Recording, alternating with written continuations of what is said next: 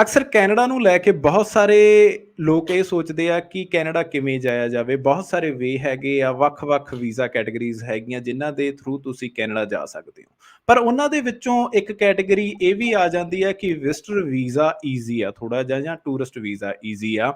ਤੇ ਨਾਲ ਦੀ ਨਾਲ ਇੱਕ ਹੋਰ ਸਵਾਲ ਪੁੱਛਿਆ ਜਾਂਦਾ ਕਿ ਅਸੀਂ ਵਿਜ਼ਟਰ ਵੀਜ਼ਾ ਤੇ ਜਾ ਕੇ ਜਾਂ ਟੂਰਿਸਟ ਵੀਜ਼ਾ ਤੇ ਜਾ ਕੇ ਆਪਦਾ ਵਰਕ ਪਰਮਿਟ ਦੇ ਵਿੱਚ ਕਨਵਰਟ ਕਰ ਸਕਦੇ ਹਾਂ ਜਾਂ ਨਹੀਂ ਕਰ ਸਕਦੇ।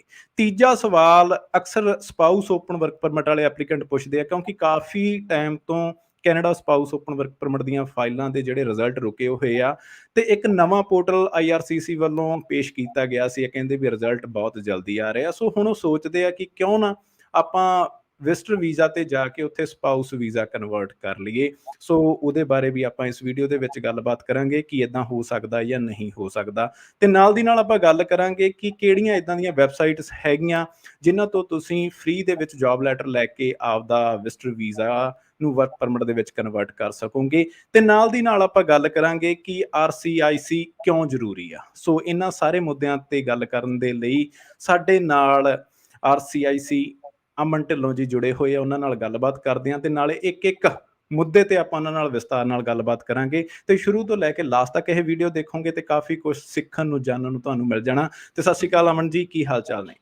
ਸਤਿ ਸ਼੍ਰੀ ਅਕਾਲ ਬਾਈ ਜੀ। ਹਾਲ ਚਾਲ ਬਹੁਤ ਵਧੀਆ ਜੀ ਤੇ ਧੰਨਵਾਦ ਤੁਹਾਡਾ ਫੇਰ ਦੁਬਾਰਾ ਸਾਰਿਆਂ ਦੇ ਰੂਬਰੂ ਕਰਾਉਣ ਵਾਸਤੇ। ਤੇ ਅਮਨ ਬਾਈ ਜੀ, ਇੱਕ ਗੱਲ ਦੱਸੋ ਕਿ ਤੁਹਾਡਾ ਜਿਹੜਾ ਲਾਇਸੈਂਸ ਨੰਬਰ ਆ ਪਲੀਜ਼ ਇੱਕ ਵਾਰੀ ਬੋਲ ਦਿਓ ਕਿਉਂਕਿ ਲਾਇਸੈਂਸ ਨੰਬਰ ਬਹੁਤ ਜ਼ਰੂਰੀ ਹੈ ਕੈਨੇਡਾ ਦੇ ਵਿੱਚ ਕੰਮ ਕਰਨ ਦੇ ਹਾਂਜੀ ਲਈ। ਨਹੀਂ ਬਿਲਕੁਲ, ਮੇਰਾ ਜਿਹੜਾ RCIC ਲਾਇਸੈਂਸ ਨੰਬਰ ਉਹ R706356 ਹੈ ਜੀ, R706356। ਤੇ ਮੈਂ ਬਕਾਇਦਾ ਪਹਿਲਾਂ ICCRC ਹੁੰਦੀ ਸੀ, ਹੁਣ CICC ਬਣ ਗਈ, ਉਹਦਾ ਮੈਂਬਰ ਆ ਜੀ। ਤੇ ਆਥੋਰਾਈਜ਼ਡ ਆ ਕੈਨੇਡਾ ਗਵਰਨਮੈਂਟ ਵੱਲੋਂ ਕਿਸੇ ਵੀ ਇਮੀਗ੍ਰੇਸ਼ਨ ਮਸਲੇ ਤੇ ਸਲਾਹ ਦੇਣ ਵਾਸਤੇ, ਆਪਣੇ ਕਲਾਇੰਟਸ ਨੂੰ ਰਿਪਰੈਜ਼ੈਂਟ ਕਰਨ ਵਾਸਤੇ। ਓਕੇ ਅਮਨ ਬਾਈ ਜੀ, ਇੱਕ ਸਵਾਲ ਅਕਸਰ ਪੁੱਛਿਆ ਜਾਂਦਾ ਕਿ ਵਿਜ਼ਟਰ ਵੀਜ਼ਾ ਦੇ ਵਿੱਚ ਤੇ ਟੂਰਿਸਟ ਵੀਜ਼ਾ ਦੇ ਵਿੱਚ ਕੀ ਫਰਕ ਆ? ਕਿਉਂਕਿ ਇੰਡੀਆ ਦੇ ਵਿੱਚ ਬਹੁਤ ਸਾਰੇ ਲੋਕਾਂ ਨੂੰ ਨਾ ਫਸਾਇਆ ਜਾਂਦਾ। ਕਿਉਂਕਿ ਮੈਂ ਨਹੀਂ ਚਾਹੁੰਦਾ ਕਿ ਸਾਡੇ ਜਿਹੜੇ ਭੈਣ ਭਰਾ ਇਸ ਵੀਡੀਓ ਨੂੰ ਦੇਖਣ ਤੇ ਉਹ ਇਹੋ ਜਿਹੇ ਟਰੈਪ ਦੇ ਵਿੱਚ ਫਸਣ। ਜੀ ਇਹ ਸਿਮਰ ਜੀ ਆਪਣਾ ਬਿਲਕੁਲ ਮਿੱਥ ਹੈ ਜੀ ਵੀ ਇਹ ਕੋਈ ਦੋ ਅੱਡ-ਅੱਡ ਚੀਜ਼ਾਂ ਨੇ। ਦੇਖੋ, ਜਦੋਂ ਆਪਾਂ ਗੱਲ ਕਰਦੇ ਹਾਂ ਵੀਜ਼ਿਆਂ ਦੀ, ਤਾਂ ਜਦੋਂ ਆਪਾਂ ਵੀਜ਼ਿਆਂ ਦੀ ਗੱਲ ਕਰਦੇ ਹਾਂ ਤਾਂ ਵੀਜ਼ਿਆਂ ਦੇ ਵਿੱਚ ਬੇਸਿਕਲੀ ਕੈਨੇਡਾ ਸਾਰੇ ਵੀਜ਼ਿਆਂ ਨੂੰ ਇੱਕ ਕੈਟਾਗਰੀ 'ਚ ਰੱਖਦਾ ਹੈ। ਜਿਹੜੇ ਟੈਂਪਰੇਰੀ ਹੁੰਦੇ ਨੇ ਉਹਨਾਂ ਨੂੰ ਉਹ ਕਹਿੰਦਾ TRV। ਕੈਨੇਡਾ ਦੇ ਇਮੀਗ੍ਰੇਸ਼ਨ ਲਾਅ ਦੇ ਵਿੱਚ ਵਿਜ਼ਟਰ ਵੀਜ਼ਾ ਜਾਂ ਟੂਰਿਸਟ ਵੀਜ਼ਾ ਕੋਈ ਸ਼ਬਦ ਨਹੀਂ ਹੈਗੇ। ਉਹਨਾਂ ਵਾਸਤੇ ਸਿਰਫ ਇੱਕੋ ਹੀ ਸ਼ਬਦ ਹੈ, ਟੈਂਪਰੇਰੀ ਰੈਜ਼ੀਡੈਂਟ ਵੀਜ਼ਾ ਜਾਂ TRV। ਹੁਣ ਉਹ ਜਿਹੜਾ TRV ਆ ਉਹ ਅੱਗੇ ਸਿਰਫ ਦੋ ਤਰੀਕੇ ਦਾ ਹੋ ਸਕਦਾ, either it can be single entry or it can be multiple entry. Single entry ਬਹੁਤ ਸਪੈਸੀਫਿਕ ਕਹਿ ਲਓ ਵੀ ਹਾਲਾਤਾਂ ਦੇ ਵਿੱਚ ਲੱਗਦਾ, ਜਿਵੇਂ ਮੰਨ ਲਓ ਵੀ ਤੁਸੀਂ ਇੰਡੀਆ ਤੋਂ PR ਹੋ ਕੇ ਆਉਣਾ ਤਾਂ ਤੁਹਾਨੂੰ ਇੱਕ ਸਿੰਗਲ ਐਂਟਰੀ ਵੀਜ਼ਾ ਲਾ ਕੇ ਉਹ ਇੱਥੇ ਬੁਲਾ ਲੈਣਗੇ ਤੇ ਉਹ ਵੀਜ਼ਾ ਤੁਹਾਡਾ ਖਤਮ ਹੋ ਜਾਊਗਾ ਜਦ ਤੁਸੀਂ ਐਂਟਰੀ ਕਰ ਲਈ। ਤੇ ਜਿਹੜੇ ਬਾਕੀ ਬਚ ਗਏ ਜੀ ਉਹ ਸਾਰੇ ਹੀ ਵਿਜ਼ਟਰ ਵੀਜ਼ਾ ਨੇ। ਉਹਨੂੰ ਤੁਸੀਂ ਟੂਰਿਸਟ ਵੀਜ਼ਾ ਕਹਿ ਲਓ, ਉਹਨੂੰ ਤੁਸੀਂ ਵਿਜ਼ਟਰ ਵੀਜ਼ਾ ਕਹਿ ਲਓ, ਇਹਦੇ ਵਿੱਚ ਕੋਈ ਫਰਕ ਨਹੀਂ। ਤੇ ਉਹਨਾਂ ਦੀਆਂ ਸਾਰਿਆਂ ਦੀਆਂ ਜਿਹੜੀਆਂ ਸ਼ਰਤਾਂ ਨੇ ਉਹ ਆਲਮੋਸਟ ਕੀ ਮਤਲਬ, ਕਿਉਂਕਿ ਇੱਕੋ ਹੀ ਵੀਜ਼ਾ ਹੈ ਤਾਂ ਸ਼ਰਤਾਂ ਨੇ ਉਹ ਸਿਮਿਲਰ ਨੇ, ਉਹਨਾਂ ਦੇ ਵਿੱਚ ਕੋਈ ਫਰਕ ਨਹੀਂ ਹੈਗਾ। ਹਾਂ ਮਤਲਬ ਉਹਨੂੰ ਆਪਾਂ ਆਪਣੀ ਕਹਿ ਲਓ ਵੀ ਸੌਖ ਵਾਸਤੇ, ਕੁਝ ਲੋਕ ਇਹ ਕਹਿੰਦੇ ਨੇ ਵੀ ਜੇ ਤੁਹਾਡਾ ਕੋਈ ਫੈਮਿਲੀ ਮੈਂਬਰ ਉੱਥੇ ਹੈਗਾ ਤਾਂ ਜੀ ਇਹ ਵਿਜ਼ਟਰ ਵੀਜ਼ਾ ਹੈ, ਜੇ ਤੁਹਾਡਾ ਕੋਈ ਹੈ ਨਹੀਂ ਤਾਂ ਟੂਰਿਸਟ ਵੀਜ਼ਾ ਹੈ। ਬਟ ਇਹਦਾ ਕੈਨੇਡੀਅਨ ਲਾਅ ਦੇ ਵਿੱਚ, IRPA ਦੇ ਵਿੱਚ, IRPR ਦੇ ਵਿੱਚ ਇਹਦੀ ਕੋਈ ਡਿਫਰੈਂਸੀਏਸ਼ਨ ਨਹੀਂ ਹੈਗੀ। Everything is TRV। ਓਕੇ ਜੀ, ਓਕੇ ਬਾਈ ਜੀ, ਇੱਕ ਬਹੁਤ ਵੱਡਾ ਸਵਾਲ ਪੁੱਛਿਆ ਜਾਂਦਾ ਕਿ ਅਸੀਂ ਵਿਜ਼ਟਰ ਵੀਜ਼ਾ ਤੇ ਆਣ ਕੇ ਜਾਂ ਫਿਰ ਟੂਰਿਸਟ ਵੀਜ਼ਾ ਤੇ ਆਣ ਕੇ ਵਰਕ ਪਰਮਿਟ ਦੇ ਵਿੱਚ ਕਨਵਰਟ ਕਰ ਸਕਦੇ ਹਾਂ ਜਾਂ ਨਹੀਂ, ਕਿੰਨੀਆਂ ਕੁ ਪੋਸੀਬਿਲਿਟੀਜ਼ ਹੈਗੀਆਂ। ਸੋ ਇੱਥੇ ਮੈਂ ਇੱਕ ਗੱਲ ਕਹਿਣਾ ਚਾਹੂੰਗਾ ਕਿ ਅਸੀਂ ਕਿਸੇ ਵੀ ਲਾਅ ਦਾ ਮਿਸਯੂਜ਼ ਨਹੀਂ ਕਰਨਾ ਚਾਹੁੰਦੇ, ਸਿਰਫ ਇੱਕ ਐਕਸਪਲੇਨੇਸ਼ਨ ਦੇਣਾ ਚਾਹੁੰਦੇ ਕਿ ਇਦਾਂ ਹੋ ਸਕਦਾ ਜਾਂ ਨਹੀਂ ਹੋ ਸਕਦਾ। ਸੋ ਬਾਈ ਜੀ, ਇਹਦੇ ਉੱਤੇ ਮਾੜਾ ਜਿਹਾ ਚਾਨਣਾ ਪਾਓ ਕਿ ਇਹ ਪੋਸੀਬਲ ਹੈਗਾ ਜਾਂ ਨਹੀਂ ਕਿ ਵਿਜ਼ਟਰ ਵੀਜ਼ਾ ਨੂੰ ਤੁਸੀਂ ਵਰਕ ਪਰਮਿਟ ਦੇ ਵਿੱਚ ਕਨਵਰਟ ਕਰ ਲਓ। ਕੀ ਪੋਸੀਬਿਲਿਟੀਜ਼ ਨੇ ਤੇ ਕੀ ਇਹਦੇ ਵਿੱਚ ਚੀਜ਼ਾਂ ਹੁੰਦੀਆਂ ਸਾਰੀਆਂ ਵੀ ਕਿੱਦਾਂ ਤੁਸੀਂ ਇਹ ਕਰ ਸਕਦੇ ਹੋ? ਮਾੜਾ ਜਿਹਾ ਉਹ ਹਿਸਾਬ ਕਿਤਾਬ ਦੱਸ ਦਿਓ ਆਪਣੇ ਭੈਣ ਭਰਾਵਾਂ ਨੂੰ। ਜੀ ਸੋ ਜਿਵੇਂ ਤੁਸੀਂ ਕਿਹਾ ਜੀ ਵੀ ਆਪਾਂ ਕਿਸੇ ਨੂੰ ਇਹ ਸਲਾਹ ਨਹੀਂ ਦੇ ਰਹੇ ਵੀ ਉਹ ਕਿਸੇ ਵੀ ਲਾਅ ਦਾ ਮਿਸਯੂਜ਼ ਕਰੇ। ਜੇ ਤੁਸੀਂ ਇੱਥੇ ਕੈਨੇਡਾ ਸਰਕਾਰ ਨੂੰ ਕੁਝ ਇਹ ਕਹਿ ਕੇ ਆਏ ਹੋ ਵੀ ਹਾਂ ਅਸੀਂ ਵਿਜ਼ਟਰ ਚੱਲੇ ਹਾਂ ਤਾਂ ਤੁਸੀਂ ਉਹਦੀਆਂ ਸ਼ਰਤਾਂ ਦਾ ਪਾਲਣ ਕਰੋ, 6 ਮਹੀਨੇ ਦੇ ਵਿੱਚ ਵਾਪਸ ਜਾਓ। ਬਟ ਕਈ ਵਾਰੀ ਇਹ ਆ ਵੀ ਹਾਲਾਤ ਬਣ ਜਾਂਦੇ ਨੇ ਸਵਾਲ ਬਣ ਜਾਂਦੇ ਨੇ। ਆਪਾਂ ਸਿਰਫ ਉਹ ਸਵਾਲ ਤੇ ਗੱਲ ਕਰਦੇ ਹਾਂ। ਸੋ ਸਵਾਲ ਤੇ ਜਿੱਥੋਂ ਤੱਕ ਗੱਲ ਹੈ ਜੀ, ਬਿਲਕੁਲ ਪੋਸੀਬਿਲਿਟੀ ਹੈਗੀ ਆ, ਬਟ ਉਹ ਪੋਸੀਬਿਲਿਟੀ ਦੇ ਵਿੱਚ ਇਹ ਆ ਵੀ ਤੁਹਾਨੂੰ ਜੋਬ ਆਫਰ ਹੈ ਜਿਹੜੀ ਉਹ ਜ਼ਰੂਰੀ ਆ। ਹੁਣ ਉਹ ਜੋਬ ਆਫਰ ਈਦਰ ਤੁਹਾਨੂੰ LMIA ਦੇ ਵੇ ਨਾਲ ਮਿਲ ਸਕਦੀ ਆ, ਜਾਂ ਜੇ ਤੁਸੀਂ ਕੁਝ ਸ਼ਰਤਾਂ ਪੂਰੀਆਂ ਕਰਦੇ ਹੋ, ਕੋਈ ਐਸੇ ਪ੍ਰੋਗਰਾਮ ਨੇ ਜਿਹੜਾ ਤੁਹਾਡਾ ਆਊਟਸਾਈਡ ਕੈਨੇਡਾ ਐਕਸਪੀਰੀਅੰਸ ਹੈ, ਰੈਕੋਗਨਾਈਜ਼ ਕਰਦੇ ਆ ਵੀ ਤੁਹਾਡੇ ਕੋਲ ਇਸ ਚੀਜ਼ ਦਾ 1 ਸਾਲ ਦਾ ਐਕਸਪੀਰੀਅੰਸ ਹੈਗਾ, ਤੇ ਇਸ ਪ੍ਰੋਗਰਾਮ ਦੇ ਵਿੱਚ ਤੁਸੀਂ ਬਾਕੀ ਐਲੀਜੀਬਿਲਟੀ ਫੈਕਟਰਸ ਮੀਟ ਕਰਦੇ ਹੋ, ਉਸ ਪ੍ਰੋਗਰਾਮ ਨਾਲ ਜੁੜਿਆ ਕੋਈ EMPLOYER ਤੁਹਾਨੂੰ ਕਹਿੰਦਾ ਵੀ ਹਾਂ ਵੀ ਤੇਰੇ ਕੋਲ ਤਾਂ ਸਾਰਾ ਕੁਝ ਹੈਗਾ ਤੇ ਮੈਂ ਤੈਨੂੰ ਜੌਬ ਆਫਰ ਲਿਖ ਕੇ ਦਿੰਨਾ, ਤੇ ਉਹ ਫਿਰ ਉਹ ਸਪੈਸੀਫਿਕ ਪ੍ਰੋਗਰਾਮ ਜਾਂ ਸਪੈਸੀਫਿਕ PNP ਦੇ ਵਿੱਚ ਚੱਲ ਜਾਂਦਾ। ਸੋ ਦੋ ਹੀ ਹਾਲਾਤ ਨੇ, LMIA ਜਾਂ PNP। ਜੌਬ ਆਫਰ ਜ਼ਰੂਰੀ ਹੈ, ਇਹ ਕੋਈ ਚੀਜ਼ ਨਹੀਂ ਹੁੰਦੀ ਵੀ ਤੁਸੀਂ ਇੱਥੇ ਵਿਜ਼ਟਰ ਤੇ ਆਏ ਤੇ ਤੁਸੀਂ ਵਰਕ ਪਰਮਿਟ ਉਹਨੂੰ ਬਿਨਾਂ ਜੌਬ ਆਫਰ ਤੋਂ ਬਣਵਾ ਲਿਆ।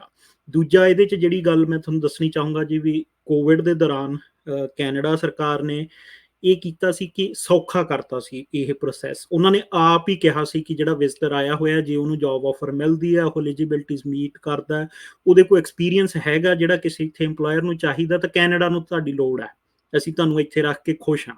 ਤਾਂ ਉਹਨਾਂ ਨੇ ਇੱਕ ਐਗਜ਼ੈਂਪਸ਼ਨ ਇਹ ਦਿੱਤੀ ਸੀ ਕਿ ਪਹਿਲਾਂ ਜਿਹੜਾ ਵਿਜ਼ਟਰ ਵੀਜ਼ਾ ਸੀ, ਉਹ ਜਿਹੜਾ ਵਰਕ ਪਰਮਿਟ ਹੈ, ਇਸ ਤਰ੍ਹਾਂ ਦਾ ਕੋਈ ਵੀ ਵਰਕ ਪਰਮਿਟ ਉਹ ਕੈਨੇਡਾ ਦੇ ਵਿੱਚੋਂ ਅਪਲਾਈ ਨਹੀਂ ਹੋ ਸਕਦਾ।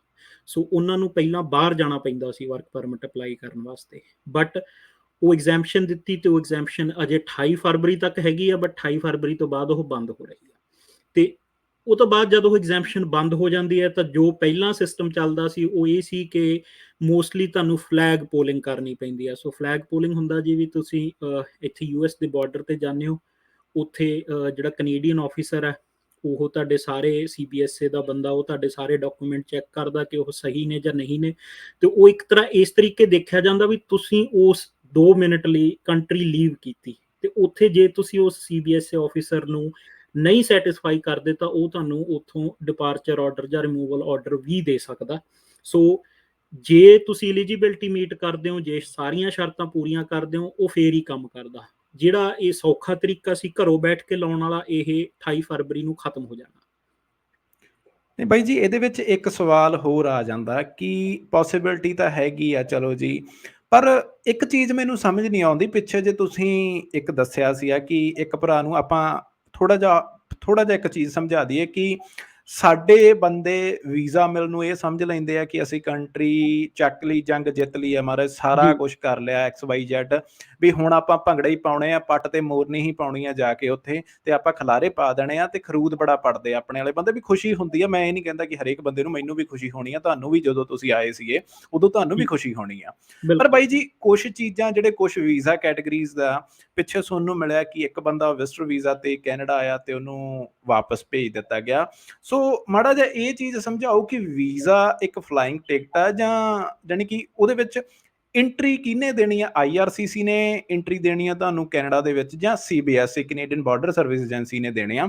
ਸੋ ਉਹ ਮਾੜਾ ਜਿਹਾ ਕਲੌਜ਼ ਸਮਝਾ ਦਿਓ ਕਿ ਅੱਗੇ ਤੋਂ ਲੋਕ ਧਿਆਨ ਰੱਖਣ, ਜਿਹੜਾ ਬੰਦਾ ਆਪਣਾ ਗਿਆ ਉਸ ਨੂੰ ਐਗਜ਼ਾਮਪਲ ਦੇ ਕੇ ਪੂਰੀ ਗੱਲ ਦੱਸ ਦਿਓ ਬਾਈ ਜੀ। ਜੀ ਨਹੀਂ, ਇਹ ਤੁਸੀਂ ਬਹੁਤ ਵਧੀਆ ਸਵਾਲ ਪੁੱਛਿਆ, ਤੇ ਜੇ ਆਪਣੇ ਕੋਲ 2 ਮਿੰਟ ਹੋਣ ਤਾਂ ਮੈਂ ਇਹਨੂੰ ਥੋੜਾ ਜਿਹਾ ਚੰਗੀ ਤਰ੍ਹਾਂ ਐਕਸਪਲੇਨ ਕਰਨਾ ਚਾਹੂੰਗਾ, ਕਿਉਂਕਿ ਇਹ ਬਹੁਤ ਵੱਡਾ ਭੁਲੇਖਾ ਹੈ, ਵਹਿਮ ਹੈ, ਮਿੱਥ ਹੈ, ਖਾਸ ਕਰ ਆਪਣੇ ਉੱਥੇ ਲੋਕਾਂ ਦੇ ਵਿੱਚ ਵੀ। ਉੱਥੋਂ ਕਈ ਵਾਰੀ ਵੀਜ਼ਾ ਲਵਾਉਣ ਵਾਲੇ ਜਿਹੜੇ ਹੁੰਦੇ ਆ ਉਹ ਵੀ ਕਹਿੰਦੇ ਵੀ ਹੁਣ ਤਾਂ ਤੇਰਾ ਵੀਜ਼ਾ ਲੱਗ ਗਿਆ, ਗੱਲ ਖਤਮ, ਤੂੰ ਤਾਂ ਪਾਰ ਹੈ ਨਾ। ਬਟ ਦੇਖੋ, 2 ਚੀਜ਼ਾਂ ਹੁੰਦੀਆਂ ਨੇ, ਇੱਕ ਵੀਜ਼ਾ ਹੁੰਦਾ, ਇੱਕ ਪਰਮਿਟ ਹੁੰਦਾ। ਜਿਹੜਾ ਪਰਮਿਟ ਹੈ, ਹੁਣ ਜੇ ਤੁਸੀਂ ਪਰਮਿਟ ਦੀ ਆਪਾਂ ਗੱਲ ਕਰੀਏ, ਹੁਣ ਜਿਹੜੇ ਲੋਕੀ ਆਪਣੇ ਪੰਜਾਬ ਤੋਂ ਆਉਂਦੇ ਨੇ, ਖਾਸ ਕਰ ਉਹ ਜਾਂ ਸਟੱਡੀ ਪਰਮਿਟ ਤੇ ਆਉਂਦੇ ਨੇ ਜਾਂ ਵਰਕ ਪਰਮਿਟ ਤੇ ਆਉਂਦੇ ਨੇ, ਉਹਨਾਂ ਨੂੰ ਉਹ ਪਰਮਿਟ ਇੰਡੀਆ ਦੇ ਵਿੱਚ ਨਹੀਂ ਮਿਲਦਾ। ਉਹਨਾਂ ਨੂੰ ਉਹ ਪਰਮਿਟ ਮਿਲਦਾ ਜਦ ਉਹ ਇੱਥੇ ਲੈਂਡ ਕਰਦੇ ਨੇ। ਜਿਹੜਾ CBSA ਦਾ ਆਫਿਸਰ ਹੈ ਉਹ ਦੇਖਦਾ ਵੀ ਹਾਂ ਵੀਜ਼ਾ ਇਹਦੇ ਕੋਲੇ ਹੈਗਾ, ਇਹਦੇ ਕੋਲੇ ਆਹ ਕਾਗਜ਼ ਨੇ, ਉਹ ਕੋਈ ਸਵਾਲ ਪੁੱਛਦਾ ਤੇ ਉਹਨਾਂ ਨੂੰ ਉੱਥੇ ਪਰਮਿਟ ਇਸ਼ੂ ਕਰਦਾ, ਤੇ ਉਹ ਪਰਮਿਟ ਦੇ ਬੇਸ ਤੇ ਫਿਰ ਉਹ ਇੱਥੇ ਕੈਨੇਡਾ ਦੇ ਵਿੱਚ ਸਟੱਡੀ ਜਾਂ ਵਰਕ ਜੋ ਵੀ ਆ ਉਹ ਕਰਦੇ ਆ। ਠੀਕ ਹੈ ਜੀ। ਬਟ ਜਿਹੜਾ ਸਿਰਫ ਵੀਜ਼ਾ ਹੈ, ਉਹ ਉਹਨਾਂ ਦਾ ਵੀ TRV ਸਟੈਂਪ ਲੱਗੀ ਹੁੰਦੀ ਹੈ, ਭਾਵੇਂ ਉਹ ਪਰਮਿਟ ਦੇ ਬੇਸ ਤੇ ਲੱਗੀ ਹੁੰਦੀ ਹੈ।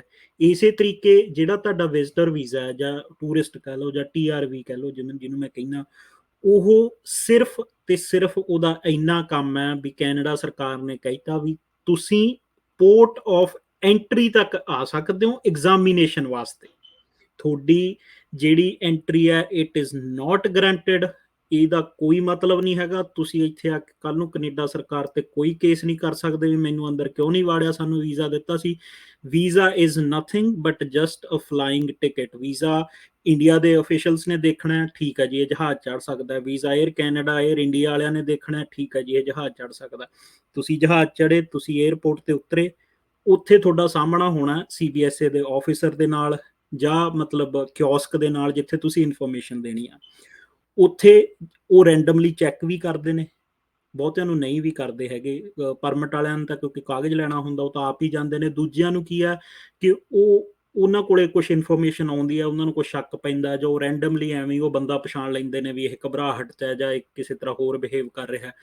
ਉਹ ਤੋਂ ਬਾਅਦ ਜੇ ਉਹਨਾਂ ਦੀ ਮਰਜ਼ੀ ਹੈ ਤਾਂ ਤੁਹਾਡੀ ਐਂਟਰੀ ਹੋਊਗੀ, ਜੇ ਉਹਨਾਂ ਦੀ ਮਰਜ਼ੀ ਨਹੀਂ ਹੈਗੀ ਤਾਂ ਤੁਹਾਨੂੰ ਉੱਥੋਂ ਵਾਪਸ ਭੇਜਿਆ ਜਾਊਗਾ। ਇਹਦੇ 'ਚ ਮੈਂ ਇੱਕ ਆਪਣੀ ਬਹੁਤ ਐਗਜ਼ਾਮਪਲ ਦੇਣਾ ਚਾਹੁੰਦਾ ਵੀ ਆਮ ਬੰਦੇ ਦੀ ਤਾਂ ਪਾਵਰ ਹੀ ਕੀ ਹੈ। ਆਪਣੇ ਦੋ ਆਪ ਦੇ MLA ਸੀ, ਵੈਸੇ ਪੋਲੀਟੀਕਲ ਗੱਲ ਹੋ ਜਾਣੀ ਆ। ਹਾਂਜੀ ਹਾਂਜੀ, ਕੋਈ ਨਾ। ਉਹ ਅਮਰਜੀਤ ਸੰਦੋਆ ਤੇ ਆਪਣੇ ਦੂਜਾ ਦਾ ਕੀ ਨਾਮ ਸੀ, ਲੈ ਮੈਂ ਉਹਨਾਂ ਦਾ ਨਾਮ ਭੁੱਲ ਗਿਆ ਹੁਣ, ਮੇਰੇ ਦਿਮਾਗ 'ਚ ਨਹੀਂ ਆ ਰਿਹਾ। ਖੈਰ ਉਹ ਦੋਨੋਂ ਆਪ ਦੇ MLA ਸੀ ਤੇ ਉਹ ਇੱਥੇ ਆਉਂਦੇ ਆ ਆਟਵਾ ਦੇ ਵਿੱਚ, ਤਾਂ ਉਹਨਾਂ ਤੋਂ ਸਵਾਲ ਪੁੱਛਿਆ ਜਾਂਦਾ। CBSA ਪੁੱਛਦਾ ਆਫਿਸਰ ਵੀ ਕੀ ਕਰਨਾ ਹੈ, ਤਾਂ ਉਹਨਾਂ ਚੋਂ ਸੰਦੋਆ ਸਾਹਿਬ ਸ਼ਾਇਦ ਕਹਿੰਦੇ ਆ ਵੀ ਮੇਰੀ ਸਿਸਟਰ ਹੈ ਜੀ ਆਟਵਾ, ਬਟ ਨਾਲ ਹੀ ਉਹ ਕਹਿ ਦਿੰਦੇ ਆ ਵੀ ਜੀ ਇੱਥੇ ਅਸੀਂ MLA ਵੀ ਹਾਂ ਤੇ ਸਾਡੀਆਂ ਇੱਥੇ ਕੁਝ ਪੋਲੀਟੀਕਲ ਅਸੀਂ ਮੀਟਿੰਗਾਂ ਵੀ ਕਰਨੀਆਂ ਨੇ ਜਿਹੜੇ ਆਪ ਦੇ ਸਪੋਰਟਰਸ ਦੇ ਨਾਲ। ਤਾਂ ਆਫਿਸਰ ਕਹਿੰਦਾ ਨਹੀਂ ਜੀ ਤੁਹਾਡਾ ਪਰਪਸ ਜਮਾਂ ਕਲੀਅਰ ਨਹੀਂ ਹੈਗਾ, ਤੁਸੀਂ ਇੱਥੋਂ ਵਾਪਸੀ ਦਾ ਜਹਾਜ਼ ਫੜੋ, ਅਗਲੀ ਵਾਰੀ ਇੱਕ ਪਰਪਸ ਦੱਸ ਕੇ ਆਇਓ ਤੁਸੀਂ ਕੀ ਕਰਨਾ ਹੈ, ਫਿਰ ਓਕੇ ਜੀ। ਦੇਖਾਂਗੇ ਤੁਹਾਨੂੰ ਐਂਟਰੀ ਦੇਣੀ ਹੈ ਜਾਂ ਨਹੀਂ ਦੇਣੀ। ਸੋ ਉਹਨਾਂ ਨੂੰ ਉੱਥੋਂ ਹੀ ਵਾਪਸ ਆਟਵਾ ਤੋਂ ਜਹਾਜ਼ ਉਹਨਾਂ ਨੂੰ ਵਾਪਸ ਚੜਾ ਦਿੱਤਾ ਗਿਆ ਸੀ, ਉਹਨਾਂ ਨੂੰ ਐਂਟਰੀ ਨਹੀਂ ਦਿੱਤੀ ਗਈ ਸੀ। ਸੋ ਇਸ ਤਰੀਕੇ ਜਿਹੜੀ ਐਂਟਰੀ ਟੂ ਕੈਨੇਡਾ ਉਹ CBSA ਸਾਂਭਦਾ, ਜਿਹੜਾ ਕੈਨੇਡੀਅਨ ਬਾਰਡਰ ਸਰਵਿਸਿਜ਼ ਏਜੰਸੀ। ਭਾਵੇਂ ਤੁਸੀਂ ਲੈਂਡ ਬਾਰਡਰ ਤੋਂ ਆਉਂਦੇ ਹੋ, ਭਾਵੇਂ ਤੁਸੀਂ 에ਅਰ ਦੇ ਰਾਹੀਂ ਆਉਂਦੇ ਹੋ, ਭਾਵੇਂ ਤੁਸੀਂ ਪਾਣੀ ਦੇ ਰਾਹੀਂ ਆਉਂਦੇ ਹੋ।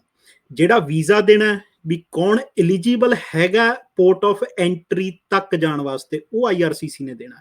ਤੁਹਾਨੂੰ ਵੀਜ਼ਾ ਮਿਲ ਗਿਆ ਬਟ ਸਾਰੇ ਹੱਕ ਹੈਗੇ ਨੇ CBSA ਕੋਲੇ ਤੁਹਾਨੂੰ ਪੋਰਟ ਤੋਂ ਵਾਪਸ ਮੋੜਨ ਦੇ, ਤੇ ਉਹ ਮੋੜਦੇ ਵੀ ਨੇ। ਜਿਵੇਂ ਆਪਾਂ ਜਿਹੜੀ ਰੀਸੈਂਟਲੀ ਗੱਲ ਕੀਤੀ, ਮੈਂ ਉਹ ਐਗਜ਼ਾਮਪਲ ਪੂਰੀ ਹੋਈ ਦੇ ਦਿੰਦਾ, ਆਪਾਂ ਡਿਸਕਸ ਵੀ ਕੀਤੀ ਸੀ ਕਿ ਉਹਦੇ 'ਚ ਹੋਇਆ ਇਹ ਵੀ ਬੰਦੇ ਨੇ ਨੂੰ ਉਹਨੇ ਆਫਿਸਰ ਨੇ ਕਿਹਾ ਵੀ ਫੋਨ ਦਿਖਾਓ, ਉਹਨਾਂ ਕੋਲੇ ਹੱਕ ਹੈ ਉਹ ਫੋਨ ਮੰਗ ਸਕਦੇ ਆ। ਤੇ ਉਹ ਫੋਨ ਜਦੋਂ ਦੇਖਿਆ ਤਾਂ ਫੋਨ ਦੇ ਵਿੱਚੋਂ ਵਧਾਈਆਂ ਨਿਕਲ ਆਈਆਂ ਕਿ ਜੀ congratulations on your new life in Canada. So ਉਹ ਵਧਾਈਆਂ ਜਦ ਨਿਕਲ ਆਈਆਂ ਤਾਂ ਵਧਾਈਆਂ ਦੇ ਬੇਸ ਦੇ ਉੱਪਰ ਉਹਨਾਂ ਨੇ ਕਿਹਾ ਵੀ ਤੁਹਾਡਾ ਤਾਂ ਜੀ ਪਰਪਸ ਕੋਈ ਹੋਰ ਹੈ ਤੇ ਤੁਸੀਂ ਵਾਪਸ ਜਾ ਸਕਦੇ ਹੋ। ਸੋ ਵੀਜ਼ਾ ਲੱਗਣਾ ਵੀ ਕਹਿ ਸਕਦੇ ਹਾਂ ਆਪਾਂ 50% ਕੰਮ ਹੁੰਦਾ, ਬਟ ਉਹ ਕਿਸੇ ਵੀ ਟਾਈਮ ਦੇ ਉੱਪਰ ਤੁਹਾਡਾ ਕੈਂਸਲ ਕੀਤਾ ਜਾ ਸਕਦਾ, ਤੁਹਾਨੂੰ ਕੈਨੇਡਾ ਦੇ ਵਿੱਚ ਐਂਟਰੀ ਤੋਂ ਮਨਾ ਕੀਤਾ ਜਾ ਸਕਦਾ। ਇੱਥੇ ਇਹੀ ਗੱਲ ਸਮਝਣ ਵਾਲੀ ਹੈ ਆਪਣਾ ਸਿਮਰ ਜੀ ਕਿ ਦੇਖੋ ਜਿਹੜਾ ਵੀਜ਼ਾ ਉਹ ਸਿਰਫ ਟਿਕਟ ਆ। IRCC ਨੇ ਸਿਰਫ ਐਲੀਜੀਬਿਲਟੀ ਚੈੱਕ ਕੀਤੀ ਕਿ ਉਹ ਤੁਹਾਡੇ ਕੋਲੇ ਇੱਥੇ ਤੁਸੀਂ ਪੋਰਟ ਆਫ ਐਂਟਰੀ ਤੱਕ ਆ ਸਕਦੇ ਹੋ ਜਾਂ ਨਹੀਂ। ਪੋਰਟ ਆਫ ਐਂਟਰੀ ਤੋਂ ਅੱਗੇ ਕੈਨੇਡਾ ਦੇ ਵਿੱਚ ਤੁਹਾਨੂੰ ਵੜਨ ਦੇਣਾ ਜਾਂ ਨਹੀਂ, ਇਹ ਸਾਰਾ CBSA ਦੀ ਜੁਰਿਸਡਿਕਸ਼ਨ ਹੈ, ਉਹ ਤੁਹਾਨੂੰ ਕਦੇ ਵੀ ਰੋਕ ਸਕਦੇ ਨੇ। ਸੋ ਵੀਜ਼ਾ ਜਿਹੜਾ ਉਹ ਕਦੇ ਵੀ 100% ਐਂਟਰੀ ਦੀ ਗਰੰਟੀ ਨਹੀਂ ਹੁੰਦਾ। ਇਹਦੇ 'ਚ ਇੱਕ ਰੀਸੈਂਟ ਮੈਂ ਐਗਜ਼ਾਮਪਲ ਦੇ ਦਿੰਦਾ ਕਿ ਇਹ ਪਿਛਲੇ ਹਫਤੇ ਹੀ ਹੋਇਆ ਕਿ ਇੱਥੇ ਵਿਜ਼ਟਰ ਵੀਜ਼ਾ ਤੇ ਕੋਈ ਆਇਆ ਤੇ ਆਫਿਸਰ ਨੇ ਉਹਦੇ ਫੋਨ ਕਿਹਾ ਕਿ ਮੈਨੂੰ ਫੋਨ ਚੈੱਕ ਕਰਾਓ, ਤੇ ਫੋਨ ਆਫਿਸਰ ਚੈੱਕ ਕਰ ਸਕਦੇ ਨੇ। ਤੁਸੀਂ ਉਹਨਾਂ ਨੂੰ ਜੇ ਮਨਾ ਕਰਦੇ ਹੋ ਤਾਂ ਕਹਿ ਸਕਦੇ ਨੇ ਅਸੀਂ ਐਂਟਰੀ ਨਹੀਂ ਦਿੰਦੇ ਜੇ ਤੁਸੀਂ ਨਹੀਂ ਚੈੱਕ ਕਰਾਉਂਦੇ। ਸੋ ਫੋਨ ਚੈੱਕ ਕੀਤਾ ਤਾਂ ਫੋਨ ਦੇ ਵਿੱਚ ਉਹਨਾਂ ਨੂੰ ਕਾਫੀ WhatsApp ਤੇ ਵਧਾਈਆਂ ਆਈਆਂ ਹੋਈਆਂ ਸੀ ਕਿ congratulations for your new life in Canada. ਤੇ ਉਹ ਕਾਫੀ ਜ਼ਿਆਦਾ ਮਾਤਰਾ ਸੀ ਤੇ ਉਹ ਪੁੱਛਦੇ ਵੀ ਕਿਹੜੀ ਲਾਈਫ ਤੁਸੀਂ ਸ਼ੁਰੂ ਕਰਨ ਜਾ ਰਹੇ ਹੋ, ਵੀ ਆਏ ਤਾਂ ਤੁਸੀਂ ਵਿਜ਼ਟਰ ਹੋ। ਤੇ ਬਸ ਉਹ ਇੰਨੀ ਗੱਲ ਤੇ ਉਹਨਾਂ ਨੇ ਕਿਹਾ ਕਿ ਅਗਲੀ ਵਾਰੀ ਆਇਓ, ਤੇ ਉੱਥੋਂ ਫਿਰ ਉਹਨਾਂ ਨੂੰ ਵਾਪਸੀ ਦੀ ਟਿਕਟ ਲੈਣੀ ਪਈ। ਠੀਕ ਹੈ ਜੀ ਬਾਈ ਜੀ। ਅਗਲਾ ਇੱਕ ਸਵਾਲ ਹੈ ਕਿ ਸਪਾਊਸ ਓਪਨ ਵਰਕ ਪਰਮਿਟ ਵਾਲੇ ਚਾਹੁੰਦੇ ਆ ਕਿ ਵਿਜ਼ਟਰ ਵੀਜ਼ਾ ਅਪਲਾਈ ਕਰ ਲੈਣ, ਤੇ ਵਿਜ਼ਟਰ ਵੀਜ਼ਾ ਅਪਲਾਈ ਕਰਕੇ ਫਿਰ ਉਹ ਸੋਚਦੇ ਆ ਕਿ ਅਸੀਂ ਵਿਜ਼ਟਰ ਵੀਜ਼ਾ ਨੂੰ ਕਨਵਰਟ ਕਿਵੇਂ ਕਰਾਂਗੇ ਵਰਕ ਪਰਮਿਟ ਦੇ ਵਿੱਚ। ਸੋ ਉਹਦੇ ਬਾਰੇ ਥੋੜੀ ਜਿਹੀ ਗੱਲ ਕਰ ਦਿਓ, ਕਿਉਂਕਿ ਬਹੁਤ ਭਖਵਾ ਮੁੱਦਾ। ਨਾਲ ਦੀ ਨਾਲ ਨਵੇਂ ਪੋਰਟਲ ਦੀਆਂ ਵੀ 2-4 ਗੱਲਾਂ ਦੱਸ ਦਿਓ, ਤੇ ਵੀਜ਼ਾ ਅਪਲਾਈ ਕਰਨਾ ਜਾਂ ਨਹੀਂ ਕਰਨਾ ਉਹ ਇਹਨਾਂ ਤੇ ਆ। ਸੋ ਉਹਦੇ ਬਾਰੇ ਦੱਸ ਦਿਓ ਬਾਈ ਜੀ। ਸੋ ਜਿਹੜਾ ਵਿਜ਼ਟਰ ਵੀਜ਼ਾ ਜੀ, ਅਗੇਨ ਜਿਵੇਂ ਆਪਾਂ ਪਹਿਲਾਂ ਗੱਲ ਕੀਤੀ ਵੀ ਵਿਜ਼ਟਰ ਵੀਜ਼ਾ ਦੁਨੀਆ ਦੇ ਵਿੱਚ ਕੋਈ ਵੀ ਅਪਲਾਈ ਕਰ ਸਕਦਾ।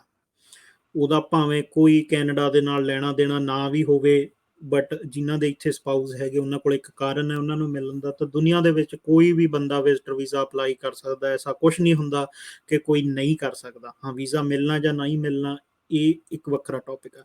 ਸੋ ਵਿਜ਼ਟਰ ਵੀਜ਼ਾ ਮਿਲਣਾ ਜੀ ਉਹਨਾਂ ਦੀ ਪ੍ਰੋਫਾਈਲ ਨੂੰ, ਬਟ ਹੁਣ ਉਹਨਾਂ ਦੀ ਪ੍ਰੋਫਾਈਲ ਦੇ ਵਿੱਚ ਇਹ ਇੱਕ ਨੈਗੇਟਿਵ ਪੱਖ ਹੈ ਕਿ ਉਹਨਾਂ ਦੇ ਜਿਹੜੇ ਸਪਾਊਸ ਨੇ ਇੱਥੇ ਨੇ ਤੇ ਉਹ ਟੈਂਪਰੇਰੀ ਵੀਜ਼ੇ ਤੇ ਨੇ, ਕਿਉਂਕਿ ਉਹਦੇ 'ਚ ਬੇਸਿਕਲੀ ਕੀ ਹੁੰਦਾ ਵੀ ਮੈਂ ਤੁਹਾਨੂੰ ਇਹਦਾ ਥੋੜਾ ਜਿਹਾ ਬੈਕਗਰਾਉਂਡ ਸਿਨੈਰੀਓ ਦੇਖ ਲੈਣਾ ਦੇ ਦਿੰਦਾ ਕਿ ਜਦ ਵੀ ਕੋਈ ਵਿਜ਼ਟਰ ਵੀਜ਼ਾ ਅਪਲਾਈ ਹੁੰਦਾ ਤਾਂ ਆਫਿਸਰ ਉਹਦੇ ਤੇ ਫਾਈਨੈਂਸ਼ੀਅਲਸ ਤੋਂ ਬਾਅਦ ਤੇ ਸਾਰੀ ਪ੍ਰੋਫਾਈਲ ਤੋਂ ਬਾਅਦ ਇੱਕ ਚੀਜ਼ ਇਹ ਦੇਖਦਾ ਕਿ ਮੰਨ ਲਓ ਵੀ ਇੱਕ ਪੋਲ ਆ, ਉਹਦੇ ਇੱਧਰ ਇੰਡੀਆ ਤੇ ਇੱਧਰ ਕੈਨੇਡਾ, ਤੇ ਹੁਣ ਉਹ ਕਹਿੰਦਾ ਵੀ ਅੱਛਾ ਇਹਦੀ ਵਾਈਫ ਹੈ ਜੀ ਉਹ ਕੈਨੇਡਾ ਦੇ ਵਿੱਚ ਆ, ਤਾਂ ਉਹਨੇ ਇੱਕ ਪੁਆਇੰਟ ਇੱਧਰ ਪਾਤਾ।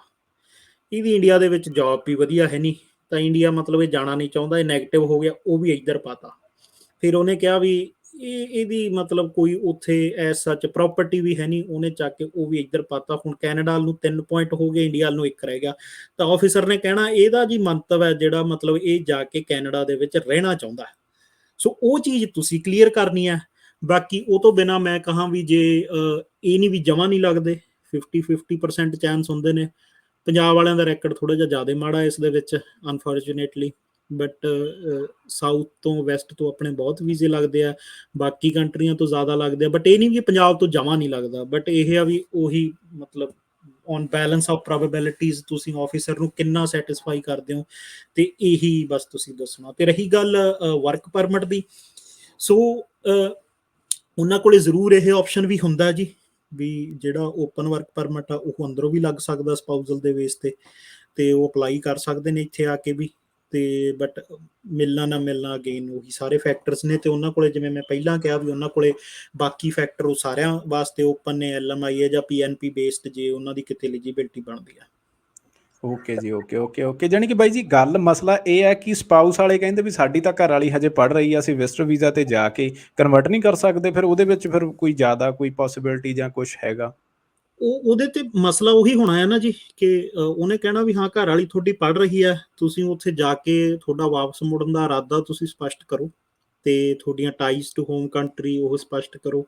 ਤੇ ਉਹ ਕਾਫੀ ਮੁਸ਼ਕਲ ਹੁੰਦੀਆਂ ਇਸ ਕੇਸ ਦੇ ਵਿੱਚ ਸਪਸ਼ਟ ਕਰਨੀਆਂ। ਇਹ ਸਿਰਫ ਇਸ ਕੇਸ ਨਹੀਂ, ਮੈਂ ਤੁਹਾਨੂੰ ਦੱਸਦਾ ਜਿਹੜਾ ਸਪਾਊਜ਼ਲ ਸਪਾਂਸਰਸ਼ਿਪ ਦਾ ਕੇਸ ਵੀ ਆ। ਮੰਨ ਲਓ ਮੈਂ PR ਆ ਇੱਥੇ, ਮੇਰੀ ਵਾਈਫ ਇੰਡੀਆ ਦੇ ਵਿੱਚ ਆ, ਮੈਂ ਉਹਦੀ PR ਦੀ ਫਾਈਲ ਲਾਈ ਹੋਈ ਆ, ਮੈਂ ਕਹਾਂ ਉਹਨੂੰ ਵਿਜ਼ਟਰ ਵੀਜ਼ਾ ਤੇ ਇੱਥੇ ਭੇਜ ਦਿਓ, ਤਾਂ ਉਹ ਕਹਿੰਦੇ ਨੇ ਵਟ ਇਫ ਜੇ ਅਸੀਂ ਉਹਦੀ ਕੱਲ ਨੂੰ ਫਾਈਲ ਰਿਜੈਕਟ ਕਰਨੀ ਹੋਈ, ਸਾਡੇ ਕੋਲੇ ਕੀ ਗਰੰਟੀ ਆ ਵੀ ਉਹ ਵਾਪਸ ਆਊਗੀ। ਓਕੇ ਇਹੀ ਕੁਐਸਚਨ ਇੱਥੇ ਹੈ ਕਿ ਤੁਸੀਂ ਪਹਿਲਾਂ ਸਪਾਊਜ਼ਲ ਓਪਨ ਵਰਕ ਪਰਮਿਟ ਦੀ ਫਾਈਲ ਲਾਈ ਬੈਠੇ ਹੋ, ਤੁਹਾਡਾ ਤੁਸੀਂ ਕਿਹਾ ਵੀ ਹਾਂ ਅਸੀਂ ਉੱਥੇ ਜਾਣਾ, ਵਟ ਇਫ ਅਸੀਂ ਉਹ ਰਿਜੈਕਟ ਕਰਨੀ ਹੋਈ, ਤੁਸੀਂ ਵਾਪਸ ਆਓਗੇ? ਸੋ ਇੱਥੇ ਇਹ ਚੀਜ਼ ਆ ਜਿਹੜੀ ਇਹ ਨੈਗੇਟਿਵ ਹੈ ਉਸ ਚੀਜ਼ ਦੇ ਵਿੱਚ। ਠੀਕ ਬਟ ਹੈ ਉਹ ਜੀ। ਅਗੇਨ ਪ੍ਰੈਜੈਂਟੇਸ਼ਨ ਤੇ ਹੁੰਦਾ ਵੀ ਤੁਸੀਂ ਕਿੰਨਾ ਆਫਿਸਰ ਨੂੰ ਸੈਟੀਸਫਾਈ ਕਰ ਸਕਦੇ ਹੋ। ਜਿਵੇਂ ਮੈਂ ਕਿਹਾ ਵੀ 50-50 ਚਾਂਸ ਹੁੰਦੇ ਨੇ, ਕਿਸੇ ਨੇ ਰਿਸਕ ਲੈ ਕੇ ਦੇਖਣਾ ਤਾਂ ਜ਼ਰੂਰ ਦੇਖ ਸਕਦਾ, ਗਰੰਟੀ ਕੋਈ ਨਹੀਂ। ਓਕੇ ਜੀ, ਓਕੇ ਬਾਈ ਜੀ। ਮਸਲਾ ਹੁਣ ਕਈ ਸਪਾਊਸ ਵਾਲੇ ਵਿਜ਼ਟਰ ਵੀਜ਼ਾ ਤੇ ਆ ਗਏ, ਸਾਊਥ ਵਾਲੇ ਮੈਂ ਗਰੁੱਪਾਂ 'ਚ ਦੇਖਦਾ, ਤਾਂ ਹੁਣ ਜੇ ਉਹਨਾਂ ਨੇ ਜਾਣੀ ਕਿ ਉਹਨਾਂ ਦੀ ਵਾਈਫ ਟੈਂਪਰੇਰੀ ਰੈਜ਼ੀਡੈਂਸ ਤੇ ਹੈਗੀ ਆ, ਠੀਕ ਹੈ, ਤੇ ਉਹ ਆਪਦਾ ਫਿਰ ਉਹ ਕਨਵਰਟ ਕਰਦੇ ਟਾਈਮ ਜਦੋਂ ਉਹ C41 C42 ਦੇ ਹਿਸਾਬ ਨਾਲ ਹੀ ਉਹਨਾਂ ਦੀ ਐਪਲੀਕੇਸ਼ਨ ਅੱਗੇ ਪ੍ਰੋਸੀਡ ਹੋਊਗੀ, ਜੇ ਉਹਨਾਂ ਨੇ ਆਪਦਾ ਵਿਜ਼ਟਰ ਵੀਜ਼ਾ ਵਰਕ ਪਰਮਿਟ ਦੇ ਵਿੱਚ ਕਨਵਰਟ ਕਰਨਾ, ਖਾਸ ਤੌਰ ਤੇ TRV ਵਾਲੇ ਜਿਹੜੇ ਸਪਾਊਸ ਓਪਨ ਵਰਕ ਪਰਮਿਟ ਵਾਲੇ ਆ ਜੀ। ਹਾਂਜੀ, ਉਹ ਬਿਲਕੁਲ ਮਤਲਬ ਉਹਦੇ ਚ ਉਹਨਾਂ ਕੋਲ ਆਪਸ਼ਨ ਹੈਗੀ, ਉਹ ਯਾਨੀ ਕਿ ਚਾਂਸਸ ਹੈਗੇ ਆ। ਬਿਲਕੁਲ ਹੈਗੇ ਆ। ਮਤਲਬ ਦੇਖੋ ਜਿਹੜਾ C41 42 ਆ, ਉਹ ਇਹ ਕਹਿੰਦਾ ਵੀ ਵੀਜ਼ਾ ਕਿਤੋਂ ਵੀ ਲੱਗ ਸਕਦਾ, ਤੁਸੀਂ C41 ਦੀਆਂ ਸ਼ਰਤਾਂ ਪੂਰੀਆਂ ਕਰਦੇ ਹੋ ਤਾਂ ਬੰਦਾ ਇਨਸਾਈਡ ਕੈਨੇਡਾ ਵੀ ਹੋ ਸਕਦਾ, ਆਊਟਸਾਈਡ ਵੀ ਹੋ ਸਕਦਾ। ਉਹ ਤੇ ਸਗੋਂ ਇਹ ਵੀ ਕਹਿੰਦੇ ਆ, ਪਿੱਛੇ ਜਿਹੜੀ ਪਾਲਿਸੀ ਇੱਕ ਚੇਂਜ ਆਈ ਸੀ, ਜੇ ਤੁਸੀਂ ਪੜ੍ਹੀ ਹੋਵੇ, ਹਾਂਜੀ। ਉਹ ਤੋਂ ਪਹਿਲਾਂ ਮਤਲਬ ਇਹ ਲੂਪ ਹੋਲ ਨੂੰ ਲੋਕ ਵਰਤਣ ਲੱਗ ਗਏ ਸੀ। ਹਾਂਜੀ। ਕਿਵੇਂ ਲੱਗ ਗਏ ਸੀ ਵੀ ਮੰਨ ਲਓ ਕੁੜੀ ਆ ਮੁੰਡਾ, ਤਾਂ ਹੁਣ ਮੁੰਡੇ ਨੇ ਪੜ੍ਹਾਈ ਸ਼ੁਰੂ ਕੀਤੀ, ਉਹਦੇ ਨਾਂ ਤੇ ਇੱਧਰ ਆਪਣਾ ਓਪਨ ਵਰਕ ਪਰਮਿਟ ਲੈ ਲਿਆ। ਥੋੜੇ ਟਾਈਮ ਬਾਅਦ ਇਹਨਾਂ ਨੇ ਪੜ੍ਹਾਈ ਸ਼ੁਰੂ ਕੀਤੀ, ਉਹਨਾਂ ਨੇ ਓਪਨ ਵਰਕ ਪਰਮਿਟ ਲੈ ਲਿਆ। ਤਾਂ ਹੁਣ ਉਹਨਾਂ ਨੇ ਕਿਹਾ ਵੀ ਜਿਹੜਾ ਇੱਕ ਫੋਰਨ ਨੈਸ਼ਨਲ ਇੱਕ ਵਾਰੀ ਮਤਲਬ ਉਹ ਸਟੂਡੈਂਟ ਜਾਂ ਕੁਝ ਬਣ ਗਿਆ, ਉਹ ਮੁੜ ਕੇ ਨਹੀਂ ਲੈ ਸਕਦਾ, ਦੂਜਾ ਉਹਦਾ ਸਪਾਊਸ ਹੀ ਲੈ ਸਕਦਾ। ਮਤਲਬ ਤੁਹਾਨੂੰ ਇੱਕ ਵਾਰੀ ਡਿਸਾਈਡ ਕਰਨਾ ਪਊਗਾ, ਬਟ ਉਹ ਆਪਸ਼ਨ ਹੈਗੀ ਆ, ਯਾਨੀ ਕਿ ਕਨਵਰਟ ਕਰਾ ਸਕਦੇ ਆ। ਸੋ ਢਿੱਲੋਂ ਸਾਹਿਬ, ਅਗਲਾ ਇੱਕ ਸਵਾਲ ਹੈ ਕਿ ਇਹੋ ਜਿਹੀਆਂ ਕੁਝ ਸੋਰਸਿਸ ਦੱਸ ਦਿਓ ਜਿਨ੍ਹਾਂ ਦੇ ਵਿੱਚ ਬਹੁਤ ਸਾਰੇ ਵਿਜ਼ਟਰ ਵੀਜ਼ਾ ਵਾਲੇ ਭੈਣ ਭਰਾ ਇਸ ਚੀਜ਼ ਨੂੰ ਦੇਖਦੇ ਹੋਣਗੇ, ਦੇਖਣਗੇ, ਤੇ ਉਹ ਕਿੱਦਾਂ ਫ੍ਰੀ ਦੇ ਵਿੱਚ ਜੋਬ ਆਫਰ ਲੈਟਰ ਜਿਹਨੂੰ LMI ਵੀ ਆਪਾਂ ਕਹਿ ਦਿੰਦੇ ਆ, ਠੀਕ ਹੈ, ਉਹ ਲੈ ਸਕੇ, ਠੀਕ ਹੈ, ਕੋਈ ਸੋਰਸਿਸ ਇਦਾਂ ਦੇ ਵੈਬਸਾਈਟਸ ਦੱਸ ਦਿਓ, ਠੀਕ ਹੈ, ਥੋੜੀ ਜਿਹੀ ਰਿਸਰਚ ਥੋੜੀ ਜਿਹੀ ਈਜ਼ੀ ਹੋ ਜਾਏ। ਜੀ ਦੇਖੋ ਇਹਦੇ ਚ ਨਾਟ ਓਨਲੀ ਜਿਹੜੇ ਕੈਨੇਡਾ ਦੇ ਵਿੱਚ ਨੇ, ਕੈਨੇਡਾ ਦੇ ਵਿੱਚ ਉਹਨਾਂ ਨੂੰ ਥੋੜਾ ਜਿਹਾ EMPLOYER ਨੂੰ ਅਪਰੋਚ ਕਰਨਾ ਸੌਖਾ ਕਿ ਅਸੀਂ ਆਲਰੇਡੀ ਹੈਗੇ ਆ, ਅਸੀਂ ਰਾਈਟ ਅਵੇ ਕੰਮ ਸ਼ੁਰੂ ਕਰ ਸਕਦੇ ਹਾਂ, ਬਟ ਈਵਨ ਇਹ ਸਾਰੀ ਦੁਨੀਆ ਵਾਸਤੇ ਆ, ਕੋਈ ਕਿਤੇ ਵੀ ਬੈਠਾ ਹੈ ਨਾ। ਸਭ ਤੋਂ ਪਹਿਲਾ ਜਿਹੜਾ ਤੁਹਾਡਾ, ਜਦ ਵੀ ਤੁਸੀਂ ਕਿਸੇ LMIA ਜਾਂ ਜੌਬ ਆਫਰ ਦੀ ਗੱਲ ਕਰਦੇ ਆ, ਜਿਹੜਾ ਸਭ ਤੋਂ ਤੁਹਾਡਾ ਪਹਿਲਾ ਕਲਿੱਕ ਹੋਣਾ ਚਾਹੀਦਾ ਉਹ ਹੋਣਾ ਚਾਹੀਦਾ ਜੌਬ ਬੈਂਕ। ਕੈਨੇਡਾ ਗਵਰਨਮੈਂਟ ਦੀ ਸਾਈਟ ਆ ਜੀ jobbank.gc.ca। ਸੋ ਜੌਬ ਬੈਂਕ ਇਸ ਕਰਕੇ ਬਹੁਤ ਇੰਪੋਰਟੈਂਟ ਆ ਕਿਉਂਕਿ ਹੁਣ ਮੰਨ ਲਓ ਮੈਂ ਇੱਥੇ EMPLOYER ਹਾਂ, ਮੈਂ ਮੰਨ ਲਓ ਵੀ ਮੈਨੂੰ ਆਪਣੇ ਆਫਿਸ ਵਾਸਤੇ ਇੱਕ ਐਡਮਿਨ ਚਾਹੀਦਾ ਤੇ ਮੈਂ ਆਫਿਸ ਐਡਮਿਨ ਮੈਂ ਰੱਖਣਾ, ਮੈਨੂੰ ਕੈਨੇਡਾ ਚੋਂ ਕੋਈ ਨਹੀਂ ਮਿਲਿਆ, ਤਾਂ LMIA ਇਸ਼ੂ ਕਰਾਉਣ ਵਾਸਤੇ ਮੇਰੇ ਉੱਪਰ ਇਹ ਰਿਕੁਆਇਰਮੈਂਟ ਹੈ ਕਿ ਮੈਂ ਆਪਣੀ ਉਹ ਜੌਬ ਬੈਂਕ ਦੇ ਉੱਪਰ ਘੱਟੋ ਘੱਟ 15 ਦਿਨ ਉਹਨੂੰ ਐਡਵਰਟਾਈਜ਼ ਕਰਾਂ ਤੇ 2 ਹੋਰ ਸੋਰਸਿਸ ਤੇ ਕਰਾਂ। ਉਹ ਹੋਰ ਸੋਰਸ ਚਲੋ ਕੁਝ ਵੀ ਹੋ ਸਕਦੇ ਆ, ਬਟ ਜੌਬ ਬੈਂਕ ਤੇ ਤਾਂ ਮੈਂ ਕਰਾਂ ਹੀ ਕਰਾਂ। ਤੇ ਦੂਜੀ ਉਹਦੇ ਚੋਂ ਇਹ ਆ ਵੀ ਜੌਬ ਬੈਂਕ ਦੇ ਵਿੱਚ ਜਿੰਨੇ ਉੱਥੇ ਇੱਕ ਮੈਚਿੰਗ ਹੁੰਦੀ ਆ, ਸਟਾਰਸ ਦੇ ਦਿੰਦੇ ਨੇ। ਮੰਨ ਲਓ ਹੁਣ ਸਿਮਰ ਤੁਸੀਂ ਕੀਤਾ ਤਾਂ ਤੁਹਾਡੀ ਪ੍ਰੋਫਾਈਲ ਆਟੋਮੈਟਿਕਲੀ ਜੌਬ ਬੈਂਕ ਨੇ ਦੇਖੀ, ਉਹਨੇ ਤੁਹਾਨੂੰ 3 ਸਟਾਰ ਦੇਤੇ। ਹੁਣ ਜੇ ਉਹਨੇ ਤੁਹਾਨੂੰ 3 ਸਟਾਰ ਦੇਤੇ ਤਾਂ ਤੁਹਾਨੂੰ ਹੈਵ ਟੂ ਇਨਵਾਈਟ ਕਰਨਾ ਹੀ ਪਊਗਾ ਕਿ ਮੈਨੂੰ ਆਪਣਾ ਰੈਜ਼ੂਮੇ ਭੇਜੋ। ਮੇਰੇ ਕੋਲ ਆਪਸ਼ਨ ਨਹੀਂ ਹੈਗੀ। ਜੇ ਮੈਂ ਉਹ ਨਹੀਂ ਕਰਦਾ, ਉਹ ਚੀਜ਼ ਆਫਿਸਰ ਦੇਖ ਸਕਦਾ, ਉਹ ਕਿਹਾ ਵੀ ਤੂੰ ਇੱਥੇ ਵਾਲਿਆਂ ਨੂੰ ਕਿਉਂ ਨਹੀਂ ਬੁਲਾ ਰਿਹਾ, ਜਿਹੜੇ ਜੌਬ ਬੈਂਕ 'ਚ ਤੈਨੂੰ ਅਪਲਾਈ ਕਰ ਰਹੇ ਨੇ, ਤੂੰ ਇਹਨਾਂ ਨੂੰ ਕਿਉਂ ਨਹੀਂ ਬੁਲਾ ਰਿਹਾ, ਰਾਈਟ। ਹੁਣ ਜਿਹੜਾ ਬੰਦਾ ਕੈਨੇਡਾ ਦੇ ਅੰਦਰ ਹੈ, ਜੇ ਉਹ ਅਪਲਾਈ ਕਰਦਾ ਤੇ ਉਹਦੇ ਜੇ ਉਹ ਮੈਚ ਕਰ ਦਿੰਦੇ ਆ ਉਹ ਉਸ ਉਹਦੇ ਤੇ, ਤਾਂ ਉਹਨੂੰ ਇਨਵਾਈਟ ਕਰਨਾ ਹੀ ਪੈਣਾ। ਸੋ ਜੌਬ ਬੈਂਕ ਤੁਹਾਡੀ ਕਹਿ ਲਓ ਵੀ ਗੋ ਟੂ ਪਲੇਸ ਹੋਣੀ ਚਾਹੀਦੀ ਆ। ਤੁਸੀਂ ਭਾਵੇਂ ਕੈਨੇਡਾ ਦੇ ਅੰਦਰ ਹੋ, ਭਾਵੇਂ ਕਿਤੇ ਵੀ ਬੈਠੇ ਹੋ, ਜੌਬ ਬੈਂਕ ਦੇ ਉੱਪਰ ਆਪਣਾ ਉੱਥੇ NOC ਕੋਡ ਪਾਓ, EMPLOYER ਲੱਭੋ, ਜਿਹੜੀ ਤੁਸੀਂ ਪ੍ਰੋਵਿੰਸ ਦੇ ਵਿੱਚ ਜਾਣਾ ਚਾਹੁੰਦੇ ਹੋ ਉਹ ਲੱਭੋ, ਤੇ ਉੱਥੇ ਰੈਜ਼ੂਮੇ ਆਪਣੇ ਵਧੀਆ ਬਣਾ ਕੇ, ਕਵਰ ਲੈਟਰ ਬਣਾ ਕੇ ਤੇ ਅਪਲਾਈ ਕਰੋ। ਤੇ ਜੌਬ ਬੈਂਕ ਤੋਂ ਵਧੀਆ ਸਾਈਟ ਹੋਰ ਕੋਈ ਨਹੀਂ। ਸੋ ਜੌਬ ਬੈਂਕ ਤੋਂ ਬਾਅਦ ਜਿਹੜੀਆਂ ਇੱਥੇ ਆਪਣੀਆਂ ਲੋਕਲ ਸਾਈਟਸ ਚੱਲਦੀਆਂ ਨੇ ਜੀ, ਇੰਡੀਡ ਹੋ ਗਿਆ, ਤੁਹਾਨੂੰ ਪਤਾ ਹੀ ਆ ਇੰਡੀਡ, ਇੱਥੇ ਸਭ ਤੋਂ ਵੱਧ ਹੀ ਲੋਕ ਇੰਡੀਡ ਤੇ ਉਹ ਕਰਦੇ ਆ। ਉੱਥੇ ਕਾਫੀ ਜੌਬਸ ਹੁੰਦੀਆਂ ਨੇ, LMIA ਬੇਸ ਨਹੀਂ ਹੁੰਦੀਆਂ, ਬਟ ਟਰਾਈ ਤੁਸੀਂ ਕਰ ਸਕਦੇ ਹੋ। ਜੇ ਤੁਹਾਨੂੰ ਤੁਹਾਡੇ ਫੀਲਡ ਦੀ ਕੋਈ ਜੌਬ ਲੱਗਦੀ ਆ, ਉਹਨਾਂ ਨੂੰ ਕਹੋ, ਉਹਨਾਂ ਨੂੰ ਰੈਜ਼ੂਮੇ ਭੇਜੋ। ਜੇ ਤੁਹਾਨੂੰ ਬੁਲਾ ਲੈਂਦੇ ਨੇ ਤਾਂ ਉਹਨਾਂ ਨੂੰ ਕਹੋ ਜੀ ਮੇਰੀ ਆਹ ਸਿਚੁਏਸ਼ਨ ਹੈ, would you be giving me a job offer, ਤੁਸੀਂ ਦੇ ਦੋਗੇ। ਤੇ ਜੇ ਉਹਨਾਂ ਨੂੰ ਲੋੜ ਹੈ ਤਾਂ ਉਹ ਬਿਲਕੁਲ ਦੇਣਗੇ। ਇਹ ਤੋਂ ਬਿਨਾਂ ਹਰੇਕ ਪ੍ਰੋਵਿੰਸਿਸ ਦੀਆਂ ਆਪਣੀਆਂ ਇਸ ਤਰ੍ਹਾਂ ਦੀਆਂ ਜੌਬਸ ਵਾਲੀਆਂ ਸਾਈਟ ਹੈਗੀਆਂ ਜੀ। ਜਿਵੇਂ ਹੁਣ ਮੈਂ ਜੇ ਵੈਸੇ ਐਗਜ਼ਾਮਪਲ ਲਵਾਂ, ਸੈਸਕ ਜੌਬਸ ਸਸਕੈਚੁਆਨ ਦੀ ਹੈਗੀ ਆ। ਇਸੇ ਤਰ੍ਹਾਂ ਆਪਣੀਆਂ ਸਾਰੀਆਂ ਨਿਊ ਬ੍ਰਾਂਸਵਿਕ ਦੀ ਆਪਣੀ ਸਾਈਟ ਹੈਗੀ ਆ। ਤੇ ਇਹ ਤੋਂ ਬਿਨਾਂ ਜਿਹੜੇ ਡਿਫਰੈਂਟ ਪ੍ਰੋਗਰਾਮ ਨੇ, ਹੁਣ ਜਿਵੇਂ ਆਪਾਂ RNIP ਦੀ ਗੱਲ ਕਰੀਏ, ਹੈ ਨਾ, RNIP ਕਿੱਡਾ ਮਸ਼ਹੂਰ ਪ੍ਰੋਗਰਾਮ ਆ, ਉਹਦੇ 'ਚ ਕਮਿਊਨਿਟੀ ਪ੍ਰੋਫਾਈਲਸ ਨੇ। ਹੁਣ ਹਰੇਕ ਕਮਿਊਨਿਟੀ ਆਪਦੀਆਂ ਜੌਬਸ ਪੋਸਟ ਕਰਦੀ ਆ ਉੱਥੇ ਵੀ ਸਾਨੂੰ ਜੀ ਬੁੱਚਰ ਚਾਹੀਦਾ, ਸਾਨੂੰ ਇਹ ਨਰਸ AED ਜਾਂ PSW ਚਾਹੀਦੀ ਆ, ਤੇ ਉਹ ਅਪਲਾਈ ਕਰੋ, ਉਹਨਾਂ ਨੂੰ ਲੋੜ ਹੈ, ਉਹ ਤੁਹਾਨੂੰ ਬੁਲਾਉਣਗੇ। ਸੋ ਇਹ ਮਤਲਬ ਇੱਕ ਪ੍ਰੋਵਿੰਸ਼ੀਅਲ ਸਾਈਟਸ ਹੋ ਗਈਆਂ। ਬਾਕੀ ਹਰੇਕ ਪ੍ਰੋਗਰਾਮ ਦੀਆਂ ਸਾਈਟਸ ਹੋ ਗਈਆਂ, RNIP ਦੀਆਂ ਹੋ ਗਈਆਂ, ਜਿਵੇਂ BC ਦੇ ਵਿੱਚ ਉਹਨਾਂ ਦੀ PNP ਚੱਲਦੀ ਆ, ਉਹਨਾਂ ਦੀਆਂ ਆਪਣੀਆਂ ਸਾਈਟਸ ਹੈਗੀਆਂ। ਬਟ ਜੌਬ ਬੈਂਕ ਤਾਂ ਤੁਹਾਡੇ ਕੋਲ ਹੈਗਾ ਹੀ ਹੈਗਾ, ਉਹ ਤਾਂ ਮਤਲਬ ਨੰਬਰ 1 ਸੋਰਸ ਆ। ਬਾਈ ਜੀ ਇੱਕ ਹੋਰ ਸਵਾਲ ਆ ਜੀ, ਠੀਕ ਹੈ ਜੀ, ਕਹਿੰਦੇ ਵੀ ਵੀਜ਼ਾ ਤਾਂ GC ਤੋਂ ਵੀ ਲੱਗ ਜਾਂਦਾ ਤੇ ਨਾਰਮਲ ਏਜੰਟ ਦੇ ਵੀ ਵੀਜ਼ੇ ਆਉਂਦੇ ਆ, ਜੀ ਬਿਲਕੁਲ ਤੇ ਅਸੀਂ RCIC ਕਿਉਂ ਹਾਇਰ ਕਰੀਏ? ਠੀਕ ਹੈ ਜੀ, ਇਹਦੀਆਂ ਜਾਣੀਆਂ ਕਿ ਥੋੜੀ ਜਿਹੀਆਂ ਚੀਜ਼ਾਂ ਮੈਨੂੰ ਐਕਸਪਲੇਨ ਕਰੋ, ਕਿਉਂਕਿ ਇੱਕ ਬਹੁਤ ਵੱਡਾ ਜਾਣੀ ਕਿ ਸਾਡੇ ਪੰਜਾਬ ਸਾਈਡ ਦੇ ਜਿਹੜੇ ਭੈਣ ਭਰਾ, ਠੀਕ ਹੈ, ਉਹਨਾਂ ਦੇ ਨਾਲ ਫਰਾਡ ਹੋ ਜਾਂਦਾ। ਮੈਂ ਇੱਥੇ ਇੱਕ ਗੱਲ ਕਹਿ ਦਿਆਂ ਵੀ 8 ਲੱਖ ਦਾ ਫਰਾਡ ਹੋਇਆ ਸੀਗਾ, ਤੇ ਉਹਦੇ ਬਾਰੇ ਆਪਾਂ ਇੱਕ ਅਗਲੀ ਵੀਡੀਓ ਦੇ ਵਿੱਚ ਜ਼ਰੂਰ ਗੱਲ ਕਰਾਂਗੇ, ਤੇ ਉਹਦੇ ਉੱਤੇ ਤੁਸੀਂ ਵੀ ਆਪਣੇ ਜਾਣੀ ਕਿ ਵਿਚਾਰ ਦੇਣੇ ਆ। ਤੇ ਨਾਲ ਦੀ ਨਾਲ ਤੁਸੀਂ ਮੈਨੂੰ ਇੱਕ ਦਿਨ ਕਿਹਾ ਸੀ ਕਿ ਤੁਸੀਂ ਜਿਹੜੇ ਸਟੂਡੈਂਟ ਆ, ਇੰਟਰਨੈਸ਼ਨਲ ਸਟੂਡੈਂਟ ਆ, ਉਹਨਾਂ ਦੇ ਲਈ ਵੀ ONIP ਜਿਹੜਾ ਓਨਟਾਰੀਓ ਦਾ ਪ੍ਰੋਗਰਾਮ ਆ, ਉਹਦੇ ਬਾਰੇ ਵੀ ਮੇਰੇ ਨਾਲ ਇੱਕ ਵੀਡੀਓ ਸ਼ੇਅਰ ਕਰੋਗੇ। ਉਹ ਕਦੋਂ ਕਰੋਗੇ ਉਹ ਵੀ ਦੱਸ ਦਿਓ, ਕਿ ਕਿਉਂਕਿ PR ਵਾਲੇ ਜਿਹੜੇ ਸਪਾਊਸ ਵਾਲੇ ਆ, ਠੀਕ ਆ, ਆਉਣ ਵਾਲੇ ਟਾਈਮ ਦੇ ਵਿੱਚ ਉਹ ਉਧਰ ਨੂੰ ਵੀ ਦੇਖ ਸਕਣ ਵੀ ਠੀਕ ਹੈ ਵੀ ਚਲੋ ਸਾਡੀ ਸਪਾਊਸ ਨਹੀਂ ਲੱਗਦੀ, ONIP ਦੇ ਥਰੂ ਅਸੀਂ PR ਹੋ ਕੇ ਆ ਜਾਈਏ। ਸੋ ਉਹਦੇ ਬਾਰੇ ਵੀ ਜਲਦੀ ਦੱਸ ਦਿਓ ਵੀ ਕਦੋਂ ਆਪਾਂ ਉਹ ਕਰ ਸਕਦੇ ਹਾਂ, ਤੇ ਨਾਲ ਦੀ ਨਾਲ RCIC ਦੇ ਬਾਰੇ ਵੀ ਜ਼ਰੂਰ ਦੱਸੋ ਜੀ। ਸੋ OINP ਵਾਲੀ ਵੀਡੀਓ ਆਪਾਂ ਜੇ ਤੁਹਾਡੇ ਕੋਲ ਟਾਈਮ ਹੋਇਆ ਤਾਂ ਆਪਾਂ ਵੀਕਐਂਡ ਤੇ ਸ਼ੂਟ ਕਰ ਲਾਂਗੇ, ਤੇ ਫਿਰ ਨੈਕਸਟ ਮੰਡੇ ਜਾਂ ਟਿਊਜ਼ਡੇ ਜਦੋਂ ਵੀ ਤੁਹਾਨੂੰ ਠੀਕ ਲੱਗਿਆ, ਤੁਹਾਡੇ ਟਾਈਮ ਦੇ ਹਿਸਾਬ ਤੁਸੀਂ ਟਾਈਮ ਦੇ ਦਿਓ। ਤੇ ਹੁਣ ਗੱਲ ਆ ਗਈ ਜੀ RCIC ਦੀ। ਦੇਖੋ RCIC ਦਾ ਪਹਿਲੀ ਗੱਲ ਤਾਂ ਮੈਂ ਤੁਹਾਨੂੰ ਜਿਹੜਾ ਫਰਕ ਹੈ GC ਦਾ ਤੇ ਜਿਹਨੂੰ authorized representative, paid representative portal ਕਹਿੰਦੇ ਨੇ, APR ਦਾ, ਉਹ ਫਰਕ ਇਹ ਹੈ ਜੀ, ਜੀਸੀ ਕੀ ਉਹਨਾਂ ਨੇ ਦਿੱਤੀ ਹੈ ਜਿਹੜਾ ਬੰਦਾ ਆਪ ਫਾਈਲ ਲਾ ਸਕਦਾ ਇੰਡੀਵਿਜੂਅਲੀ। ਦੇਖੋ ਤੁਹਾਨੂੰ ਪਤਾ ਤੁਸੀਂ ਕੀ ਕਰਨਾ, ਤੁਸੀਂ ਆਪ ਫਾਈਲ ਲਾ ਸਕਦੇ ਹੋ, ਜੀ ਸਦਕੇ ਲਾਓ। ਜੀਸੀ ਕੀ ਸਿਰਫ ਉਸੇ ਮਕਸਦ ਵਾਸਤੇ ਹੈ। ਬਟ ਜੀਸੀ ਕੀ ਦੇ ਵਿੱਚ ਜਾਂ ਤੁਹਾਡਾ ਕੋਈ ਫਰੈਂਡ ਵੀ ਤੁਹਾਡੀ ਹੈਲਪ ਕਰ ਸਕਦਾ, ਕਿਉਂਕਿ ਉਹਦਾ ਵੀ ਫਾਰਮ ਭਰਿਆ ਜਾ ਸਕਦਾ, ਜਾਂ ਤੁਹਾਡਾ ਕੋਈ ਮਤਲਬ ਰਿਸ਼ਤੇਦਾਰ ਵੀ ਕਰ ਸਕਦਾ, ਕੋਈ ਸਮਾਜ ਸੇਵਾ ਵਜੋਂ ਵੀ ਕਰ ਸਕਦਾ, ਪ੍ਰੋ ਬੋਨੋ ਜਿਹਨੂੰ ਆਪਾਂ ਕਹਿੰਦੇ ਆ। ਬਟ ਉਹ ਅਨਕੰਪਨਸੇਟਡ ਹੋਣਗੇ, ਉਹ ਤੁਸੀਂ ਫਾਰਮ ਤੇ ਲਿਖ ਕੇ ਦੱਸੋਗੇ ਵੀ ਇਹ ਬੰਦੇ ਨੇ ਸਾਡੀ ਹੈਲਪ ਕੀਤੀ ਆ। ਜਿੱਥੇ ਗੱਲ ਆ ਗਈ ਕਿਸੇ ਏਜੰਟ ਦੀ, ਜਿਹਨੂੰ ਭਾਵੇਂ ਤੁਸੀਂ ਰੁਪਈਆ ਵੀ ਦੇਤਾ ਜੀ, ਪਹਿਲੀ ਗੱਲ ਤਾਂ ਇਹ ਹੀ ਆ ਵੀ ਜੇ ਤੁਸੀਂ ਜੀਸੀ ਕੀ ਦੇ ਵਿੱਚ ਤੁਹਾਡੀ ਉਹ ਫਾਈਲ ਲਾ ਰਿਹਾ, ਤੁਸੀਂ ਉੱਥੇ ਹੀ ਕੈਨੇਡਾ ਦੇ ਹਿਸਾਬ ਨਾਲ ਇਲੀਗਲ ਹੋ। ਇਲੀਗਲ ਕਿਵੇਂ ਹੋ? ਕੈਨੇਡਾ ਨੇ ਬਹੁਤ ਸਾਫ਼-ਸਾਫ਼ ਲਿਖਿਆ ਹੋਇਆ ਵੀ ਤੁਹਾਨੂੰ ਰਿਪਰੈਜ਼ੈਂਟ, ਜਿਹੜਾ ਪੇਡ ਰਿਪਰੈਜ਼ੈਂਟੇਟਿਵ ਆ, ਉਹਨੇ ਭਾਵੇਂ ਤੁਹਾਨੂੰ 50 ਪੈਸੇ ਹੀ ਚਾਰਜ ਕਿਉਂ ਨਾ ਕੀਤੇ ਹੋਣ, ਉਹ ਸਿਰਫ 3 ਜਣੇ ਹੋ ਸਕਦੇ ਆ। ਉਹ RCIC ਹੋ ਸਕਦਾ, ਉਹ ਲਾਇਰ ਹੋ ਸਕਦਾ, ਜਾਂ ਉਹ ਪੈਰਾਲੀਗਲ ਹੋ ਸਕਦਾ ਜਿਹੜਾ ਲਾ society of Ontario the member ਹੋਵੇ। ਠੀਕ ਹੈ ਜੀ, ਇਹ 3 ਜਣਿਆਂ ਤੋਂ ਬਿਨਾ ਕੋਈ ਵੀ ਜੇ ਤੁਹਾਥੋਂ ਪੈਸੇ ਲੈ ਕੇ ਫਾਈਲ ਲਾ ਰਿਹਾ ਹੈ, ਪਹਿਲੀ ਗੱਲ ਤਾਂ ਤੁਸੀਂ ਮਤਲਬ ਇਲੀਗਲ ਹੋ ਗਏ।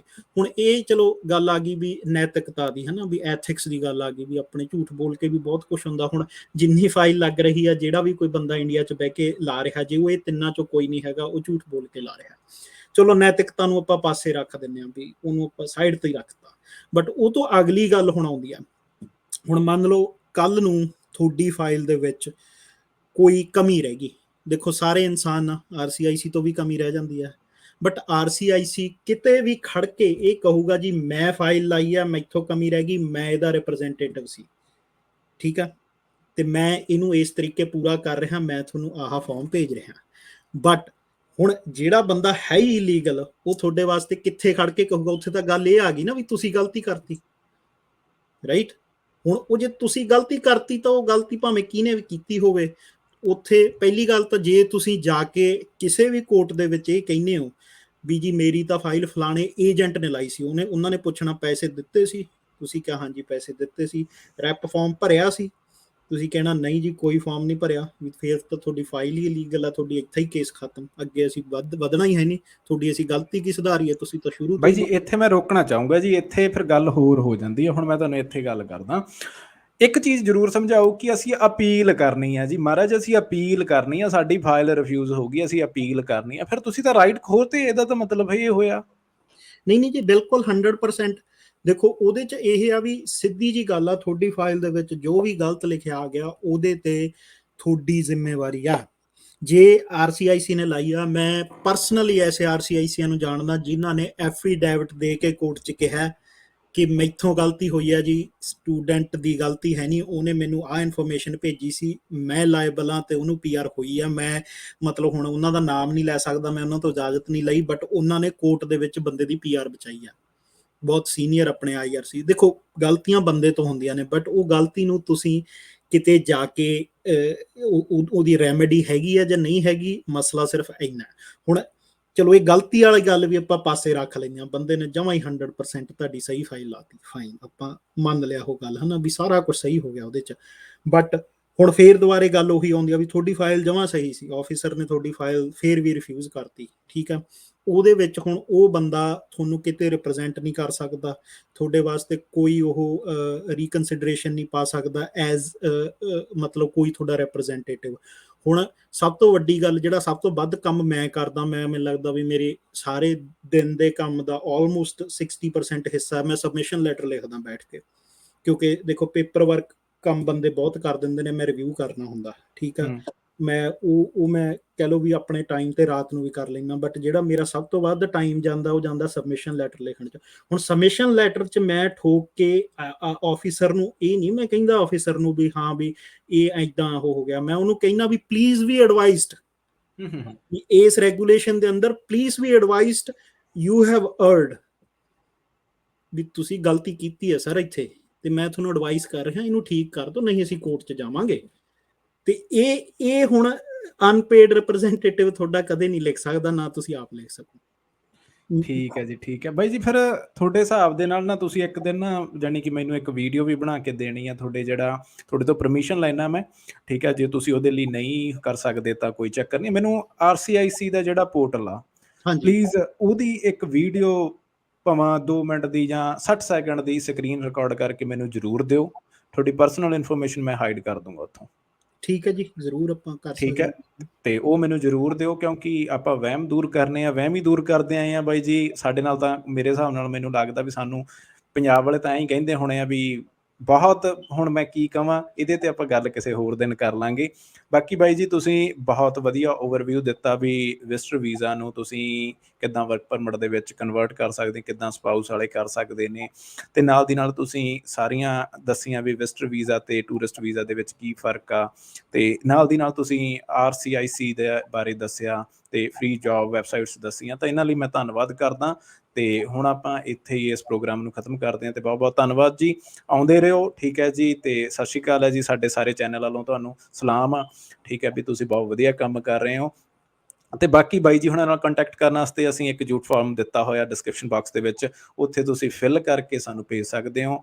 ਤੇ ਬਾਈ ਜੀ ਫ੍ਰੀ ਸੇਵਾ ਨਹੀਂ ਕਰਦੇ, ਠੀਕ ਹੈ, ਤੇ ਬਾਈ ਜੀ $100 ਚਾਰਜ ਕਰਦੇ ਨੇ, ਜੋ ਕਿ ਕੰਸਲਟੇਸ਼ਨ ਚਾਰਜਸ ਹੁੰਦੇ ਆ, ਜੋ ਕਿ ਤੁਹਾਡੀ ਫਾਈਨਲ ਫੀਸ ਤੋਂ ਵਿੱਚੋਂ ਲੈਸ ਕਰ ਦਿੱਤਾ ਜਾਂਦਾ, ਜੋ ਬਾਈ ਜੀ ਤੁਹਾਡੇ ਟਰਮਸ ਐਂਡ ਕੰਡੀਸ਼ਨ ਮੇਰੇ ਤੱਕ ਪਹੁੰਚੇ ਆ। ਜੀ ਬਿਲਕੁਲ ਜੀ। ਉਹ ਦੇਖੋ ਇਸ ਤਰ੍ਹਾਂ ਆ ਵੀ ਉਹਦਾ ਮੈਂ ਪਹਿਲੇ ਸਾਲ ਮਤਲਬ ਕੁਛ ਮਹੀਨੇ ਮੈਂ ਕੋਈ ਚਾਰਜ ਨਹੀਂ ਰੱਖਿਆ। ਚਾਰਜ ਰੱਖਣ ਦਾ ਸਿਰਫ ਕਾਰਨ ਇਹ ਸੀ, ਉਹਦੇ 'ਚ ਪੈਸੇ ਨਾਲੋਂ ਵੱਧ ਮਸਲਾ ਇਹ ਹੈ ਵੀ ਸਾਰਾ ਦਿਨ ਮਤਲਬ ਮੈਂ ਇਹੋ ਜਿਹੇ ਲੋਕਾਂ ਨੂੰ ਹੀ ਅਟੈਂਡ ਕਰਦਾ ਰਹਿ ਜਾਂਦਾ ਵੀ ਜਿਨ੍ਹਾਂ ਦਾ ਐਕਚੁਅਲ ਦੇ ਵਿੱਚ ਕੋਈ ਮਤਲਬ ਨਹੀਂ ਹੁੰਦਾ ਕਾਲ ਕਰਨ ਦਾ, ਮਤਲਬ ਉਹਨਾਂ ਨੇ ਸਿਰਫ ਵਿੰਡੋ ਸ਼ਾਪਿੰਗ ਕਰਨੀ ਹੁੰਦੀ ਆ। ਸੋ $100 ਦੇ ਕੇ ਜਿਹੜਾ ਕੋਈ ਆਉਂਦਾ ਉਹ ਥੋੜਾ ਸੀਰੀਅਸ ਹੁੰਦਾ। ਦੂਜੀ ਗੱਲ ਇਹ ਆ, ਦੇਖੋ ਤੁਸੀਂ ਮੇਰੇ ਨਾਲ ਵਿੰਡੋ ਸ਼ਾਪਿੰਗ ਤੇ ਕਹਿ ਲਓ ਵੀ ਇੱਕ ਕੰਟਰੈਕਟ ਕਰ ਲਿਆ ਵੀ ਠੀਕ ਹੈ ਜੀ, ਤੁਹਾਨੂੰ ਉਹ ਹੋ ਗਿਆ ਹੈ ਨਾ, ਬਟ ਹੁਣ ਉਹਦੇ 'ਚ ਆਪਣੀ ਕੋਈ ਗੱਲ ਹੋਈ ਨਹੀਂ। ਤੁਸੀਂ ਮੈਨੂੰ ਮੇਰੀ ਫੀਸ ਦੇ ਦਿੱਤੀ 2500 3000 ਜੋ ਵੀ ਸੀ, ਹੈ ਨਾ। ਹੁਣ ਕੱਲ੍ਹ ਨੂੰ ਤੁਹਾਨੂੰ ਮੈਂ ਨਹੀਂ ਪਸੰਦ ਆਇਆ ਤਾਂ ਉਹ ਤੁਸੀਂ ਮੈਨੂੰ ਪੈਸੇ ਦੇ ਕੇ ਫਸ ਗਏ, ਮੈਂ ਤੁਹਾਡਾ ਕੇਸ ਲੈ ਕੇ ਫਸ ਗਿਆ ਜੇ ਤੁਸੀਂ ਮੈਨੂੰ ਨਹੀਂ ਪਸੰਦ ਆਏ। ਹੁਣ ਉਹ ਤੋਂ ਵਧੀਆ ਵੀ $100 ਦੇ ਵਿੱਚ ਆਪਾਂ ਅੱਧਾ ਘੰਟਾ ਗੱਲ ਕਰੀਏ। ਜੇ ਤਾਂ ਮੈਂ ਤੁਹਾਨੂੰ ਠੀਕ ਲੱਗਦਾ ਤਾਂ ਉਹ $100 ਤੁਹਾਡੇ ਐਡਜਸਟ ਹੋ ਜਾਣੇ ਆਉਣ ਵਾਲੀ ਫੀਸ ਦੇ ਵਿੱਚ, ਤਾਂ ਉਹ ਤੁਹਾਡੇ ਗਏ ਨਹੀਂ ਕਿਤੇ। ਜੇ ਨਹੀਂ ਠੀਕ ਲੱਗਦਾ ਤਾਂ ਤੁਹਾਡੇ 100 ਹੀ ਗਏ, ਤੁਹਾਨੂੰ ਬਾਅਦ 'ਚ ਪਛਤਾਉਣਾ ਨਹੀਂ ਪਿਆ ਮੇਰੇ ਵਾਧੂ ਨਹੀਂ ਗਏ। ਸੋ ਇੰਨੀ ਕੁ ਗੱਲ ਆ ਜੀ। ਬਾਈ ਜੀ ਇੱਕ ਚੀਜ਼ ਜ਼ਰੂਰ ਕੰਸੀਡਰ ਕਰ ਲਿਓ, ਤੁਸੀਂ ਕਰਨੀ ਹੈ ਜਾਂ ਨਹੀਂ ਕਰਨੀ, ਵੀ ਬਾਈ ਜੀ ਮੌਕਾ 2-3 ਰੱਖ ਲਓ ਕਿ 2-3 ਵਾਰੀ ਬੰਦਾ ਗੱਲ ਕਰ ਸਕੇ $100 ਦੇ ਕੇ, ਕਿਉਂਕਿ ਮਾੜਾ ਜਿਹਾ ਇਹ ਚੀਜ਼ ਦਾ ਮਾੜਾ ਜਿਹਾ ਨਹੀਂ ਕੰਸੀਡਰ ਦੇਖੋ, ਕਰਿਓ। ਜਦੋਂ $100 ਆਪਣੀ ਹੈਗੀ ਇਨੀਸ਼ੀਅਲ, ਠੀਕ ਆ ਜੀ, ਇਨੀਸ਼ੀਅਲ ਹੋ ਗਈ, ਤੁਸੀਂ ਮੈਨੂੰ ਰਿਟੇਨ ਕਰ ਲਿਆ ਵੀ ਹਾਂ ਆਪਾਂ ਇਸ ਚੀਜ਼ ਤੇ ਕੰਮ ਕਰ ਰਹੇ ਹਾਂ, ਫਿਰ ਤੁਸੀਂ ਮੇਰੇ ਪਰਸਨਲ ਕੰਟੈਕਟ ਦੇ ਵਿੱਚ ਆ ਗਏ, ਫਿਰ ਜਦ ਵੀ ਤੁਹਾਡਾ ਕੋਈ ਕੁਐਸਚਨ ਹੋਊਗਾ ਉਹ ਆਨਸਰ ਹੋਊਗਾ, ਰਾਈਟ। ਠੀਕ ਹੈ ਜੀ, ਠੀਕ ਹੈ, ਮਤਲਬ ਉਹਦਾ ਠੀਕ ਹੈ। ਮਤਲਬ ਸਿਰਫ ਇਹ ਆ ਵੀ ਉਹ ਜਿਹੜਾ 100 ਰੱਖਿਆ ਉਹ ਸਿਰਫ ਇਸੇ ਕਰਕੇ ਰੱਖਿਆ ਕਿਉਂਕਿ ਫਿਰ ਇਹ ਹੁੰਦਾ ਸੀ ਉਹਦੇ 'ਚ ਵੀ ਹੁਣ ਮੈਂ ਫਾਈਲਾਂ ਫੜੀ ਬੈਠਾ 10 ਤੇ ਉਹ ਜਿਹੜੇ ਮੈਨੂੰ ਫੋਨ ਆ ਰਹੇ ਨੇ ਉਹ ਮਤਲਬ ਕਹਿ ਲਓ ਵੀ ਮੈਨੂੰ ਨਾ ਤਾਂ ਪੇ ਕਰ ਰਹੇ ਆ ਤੇ ਨਾ ਉਹਨਾਂ ਦਾ ਕੋਈ ਮਤਲਬ ਹੈ ਵੀ ਉਹਨਾਂ ਦਾ ਉਹ ਕਾਲ ਕਰਨ ਦਾ ਜਾਂ ਉਹਨਾਂ ਦੇ ਕੁਐਸਚਨ ਦਾ ਕੋਈ ਹੈ ਨਾ ਇਸ ਤਰੀਕੇ। ਤਾਂ ਮੈਂ ਐਟਲੀਸਟ ਵੀ ਜਿਹੜਾ ਮੈਨੂੰ ਪੇ ਕਰ ਰਿਹਾ ਮੈਂ ਉਹਦੇ 'ਤੇ ਟਾਈਮ ਲਾਦਾ, ਮੈਨੂੰ ਹੋਰ ਫੋਨ ਸੁਣਨ ਦਾ ਮੈਨੂੰ ਕੋਈ ਏਡਾ ਬਹੁਤ ਉਹ ਲੋੜ ਹੀ ਨਹੀਂ ਹੈਗੀ ਵੀ ਉਹ ਮੈਂ ਉਹਨਾਂ ਦਾ ਕੰਮ ਤਾਂ ਕਰਕੇ ਦੇਵਾਂ ਜਿਨ੍ਹਾਂ ਨੇ ਪੇ ਕੀਤਾ। ਹਾਂ ਤੁਸੀਂ ਮੈਨੂੰ ਪੇ ਕੀਤਾ, ਤੁਸੀਂ ਮੇਰਾ ਟਾਈਮ ਖਰੀਦਿਆ, ਫਿਰ ਉਹ ਮੇਰੀ ਡਿਊਟੀ ਆ। ਦੇਖੋ ਫਿਰ ਤੁਹਾਨੂੰ ਸੈਟਿਸਫਾਈ ਕਰਨਾ ਮੇਰੀ ਡਿਊਟੀ ਆ, ਸਿੱਧੀ ਜੀ ਗੱਲ ਇਹ ਹੈ।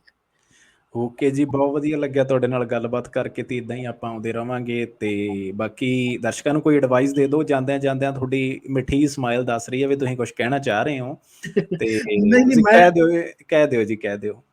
ਨਹੀਂ ਕਹਿਣਾ ਕੁਛ ਨਹੀਂ ਸੀ, ਉਹ ਕਹਿਣਾ ਸੀ ਮੈਂ ਟੌਪਿਕ ਦੱਸਣਾ ਸੀ, ਮੇਬੀ ਮੈਂ ਉਹਦੇ ਤੇ ਗੱਲ ਕਰਨਾ ਐਕਚੁਅਲੀ ਚਾਹੁੰਦਾ ਸੀ ਕਿਉਂਕਿ ਕਾਫੀ ਹੌਟ ਟੌਪਿਕ ਆ ਇੰਡੀਆ ਦੇ ਵਿੱਚ ਵੀ ਆਸਟ੍ਰੇਲੀਆ ਐਂਡ ਕੈਨੇਡਾ ਦੇ ਜਿਹੜਾ ਵੀਜ਼ਿਆਂ ਵਾਲਾ ਸਿਸਟਮ ਹੈ, ਤੇ ਉਹ ਕੋਈ ਨਹੀਂ ਆਪਾਂ ਫਿਰ ਅਗਲੀ ਵਾਰੀ ਕਰ ਲਾਂਗੇ। ਓਕੇ ਜੀ, ਓਕੇ ਓਕੇ ਓਕੇ ਓਕੇ। ਇੱਕ ਸਾਡੇ ICCRC ਮੈਂਬਰ ਤੇ RCIC ਮੈਂਬਰ ਜ਼ਰੂਰ ਨੇ, ਪਰਵਿੰਦਰ ਢਿੱਲੋਂ ਜੀ, ਠੀਕ ਹੈ। ਤੇ ਜਲਦੀ ਮੇਰੇ ਹਿਸਾਬ ਨਾਲ ਬਾਈ ਜੀ ਹੁਣਾਂ ਤੱਕ ਵੀ ਬੇਨਤੀ ਕੀਤੀ ਜਾਊਗੀ ਵੀ ਇਸ ਚੈਨਲ ਤੇ ਆਉਣ ਤੇ ਆਪਾਂ ਬਹਿ ਕੇ ਗੱਲਬਾਤ ਕਰੀਏ। ਜੀ ਜੀ ਜ਼ਰੂਰ, ਬਿਲਕੁਲ। ਤੇ ਅਸੀਂ ਪੋਡਕਾਸਟ ਵੀ ਇਕੱਠੇ ਸ਼ੁਰੂ ਕਰ ਰਹੇ ਹਾਂ, ਤੇ ਕੋਈ ਨਹੀਂ ਆਪਾਂ ਉਹ ਇੱਧਰ ਵੀ ਲੈ ਆਵਾਂਗੇ ਹਾਂਜੀ ਉਹਨੂੰ। ਹਾਂਜੀ ਹਾਂਜੀ ਹਾਂਜੀ ਹਾਂਜੀ ਹਾਂਜੀ, ਮੈਨੂੰ ਵੀ ਖੁਸ਼ੀ ਹੋਊਗੀ, ਦਰਸ਼ਕਾਂ ਨੂੰ ਵੀ ਖੁਸ਼ੀ ਹੋਊਗੀ।